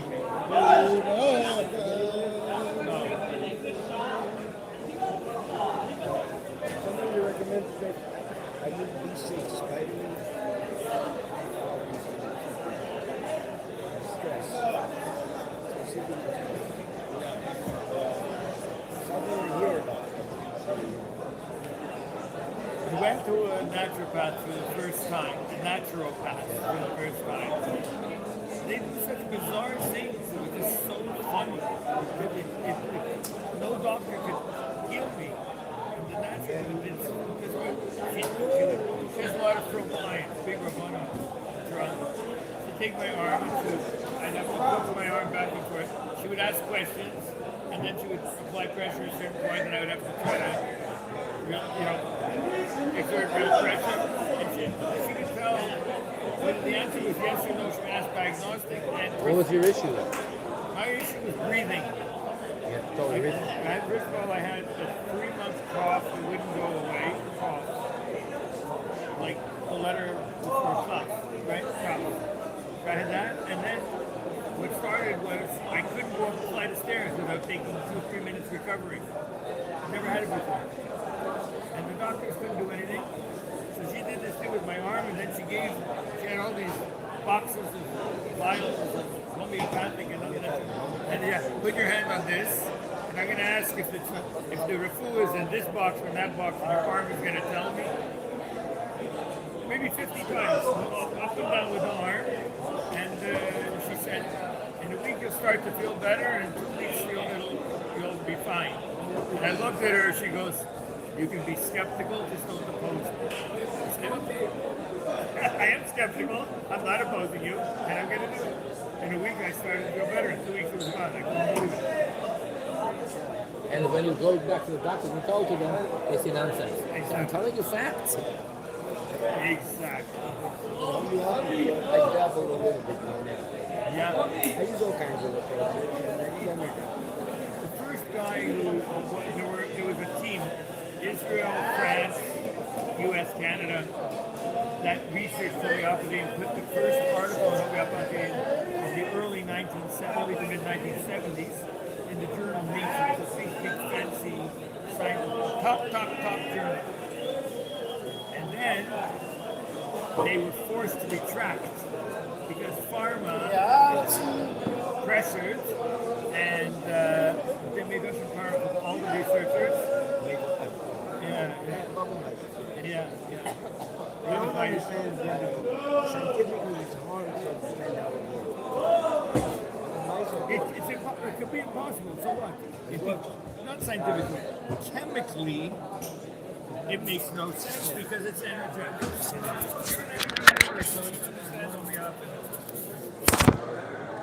I started doing the energy and I started picking up stuff. It's not a science, but it's There's this guy from Tveria. He was coming from Toronto. Tveria. He was as far as a person, he was a plain person, but he had this push of refuah through energy. And I Recently or a long time ago? long time ago. Very tall guy, big guy. No. there's a lot of people. There is a tall guy, not a big guy. I haven't seen him in Dr. years. Israel did. With his There's hands. a lot of people into this. No, this was with Yoran Sarik, big tall guy with his hands. Huh? Yeah. Talbot was last time. I called him. They haven't told me the bench week. Talbot playing. The same Talbot. From Israel, you're the son of these things. I was interviewing the guy and I asked him, where does this healing energy come from? He says, from Rachamim Rabin. I said, can you show it to me? And so when it was really, really weird. I felt, we're sitting in somebody's library, like in a nice home, in the library of a nice home, an office in Toronto, like the place where we were staying, they were lending him the space. And I feel this Tingling. warm rain, coming like water, like geese, mamish geese. I'm looking out the window and I see blue sky. I'm sitting inside and the rain is coming over me. Usually people. And I started to cry, like mamish, bechiyah. And I felt this Rachamim Rabin. And it was like, and then it was like it started, it stopped. I looked at him and he looked at me and was like, Different well, know where it comes from, that's where it is. different people feel like, not everybody feels it, but some people feel either tingling in their body or in the tip of the finger and toes. And it's very, all warm. Yeah. It doesn't make a difference when the person feels it, doesn't feel so. Exactly. So I think the emotions open up like because there's something needed there. Something, Emotions need to be open, unclogged. yeah. That's why. Yeah.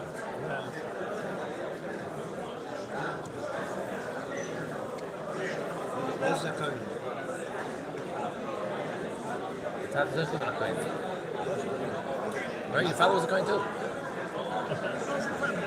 And runs in the family.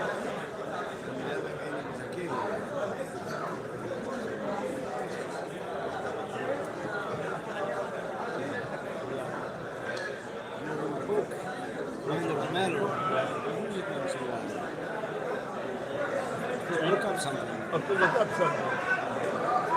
I want to make I want to make a new edition. I want to give it out very, very broadly.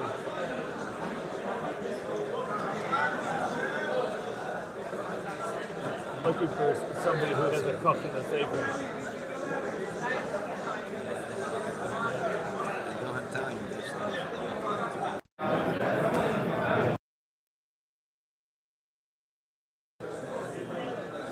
How do you say? So see, it's probably.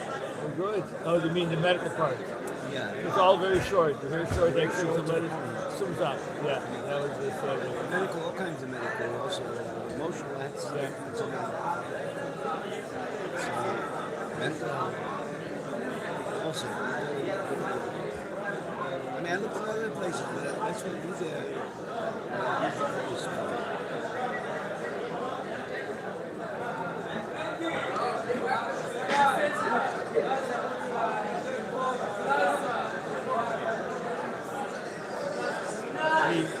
you can make it in all kinds of things.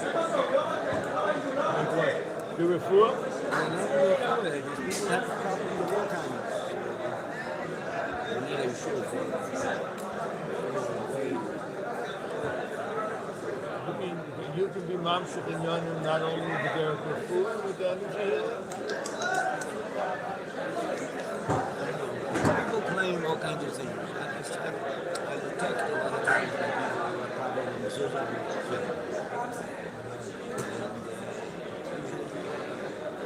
I have a fellow in Toronto. He's actually a patient. I'm not a medical doctor, but he's somebody that I treated for his autistic symptoms. An adult. He's an Abbasidim, from the Abbasidim family. And he would come into it for brain and he would like put his hand on the table and say, do you feel the energy here? Anyway, I realized he walks in, he says, this mezuzah is different. It was the one mezuzah that I didn't take down to check out. It's the one unchecked mezuzah. This one's different. This one is, I said, check the other one. Yeah. He was a guru in macrobiotics.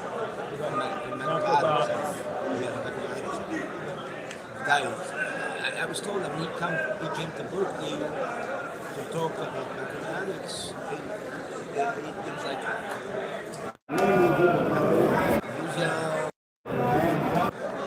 and there the hippies were into this. So he one of the schools, I don't know, Berkeley. He said, I blindfolded him. This is for Brangen's.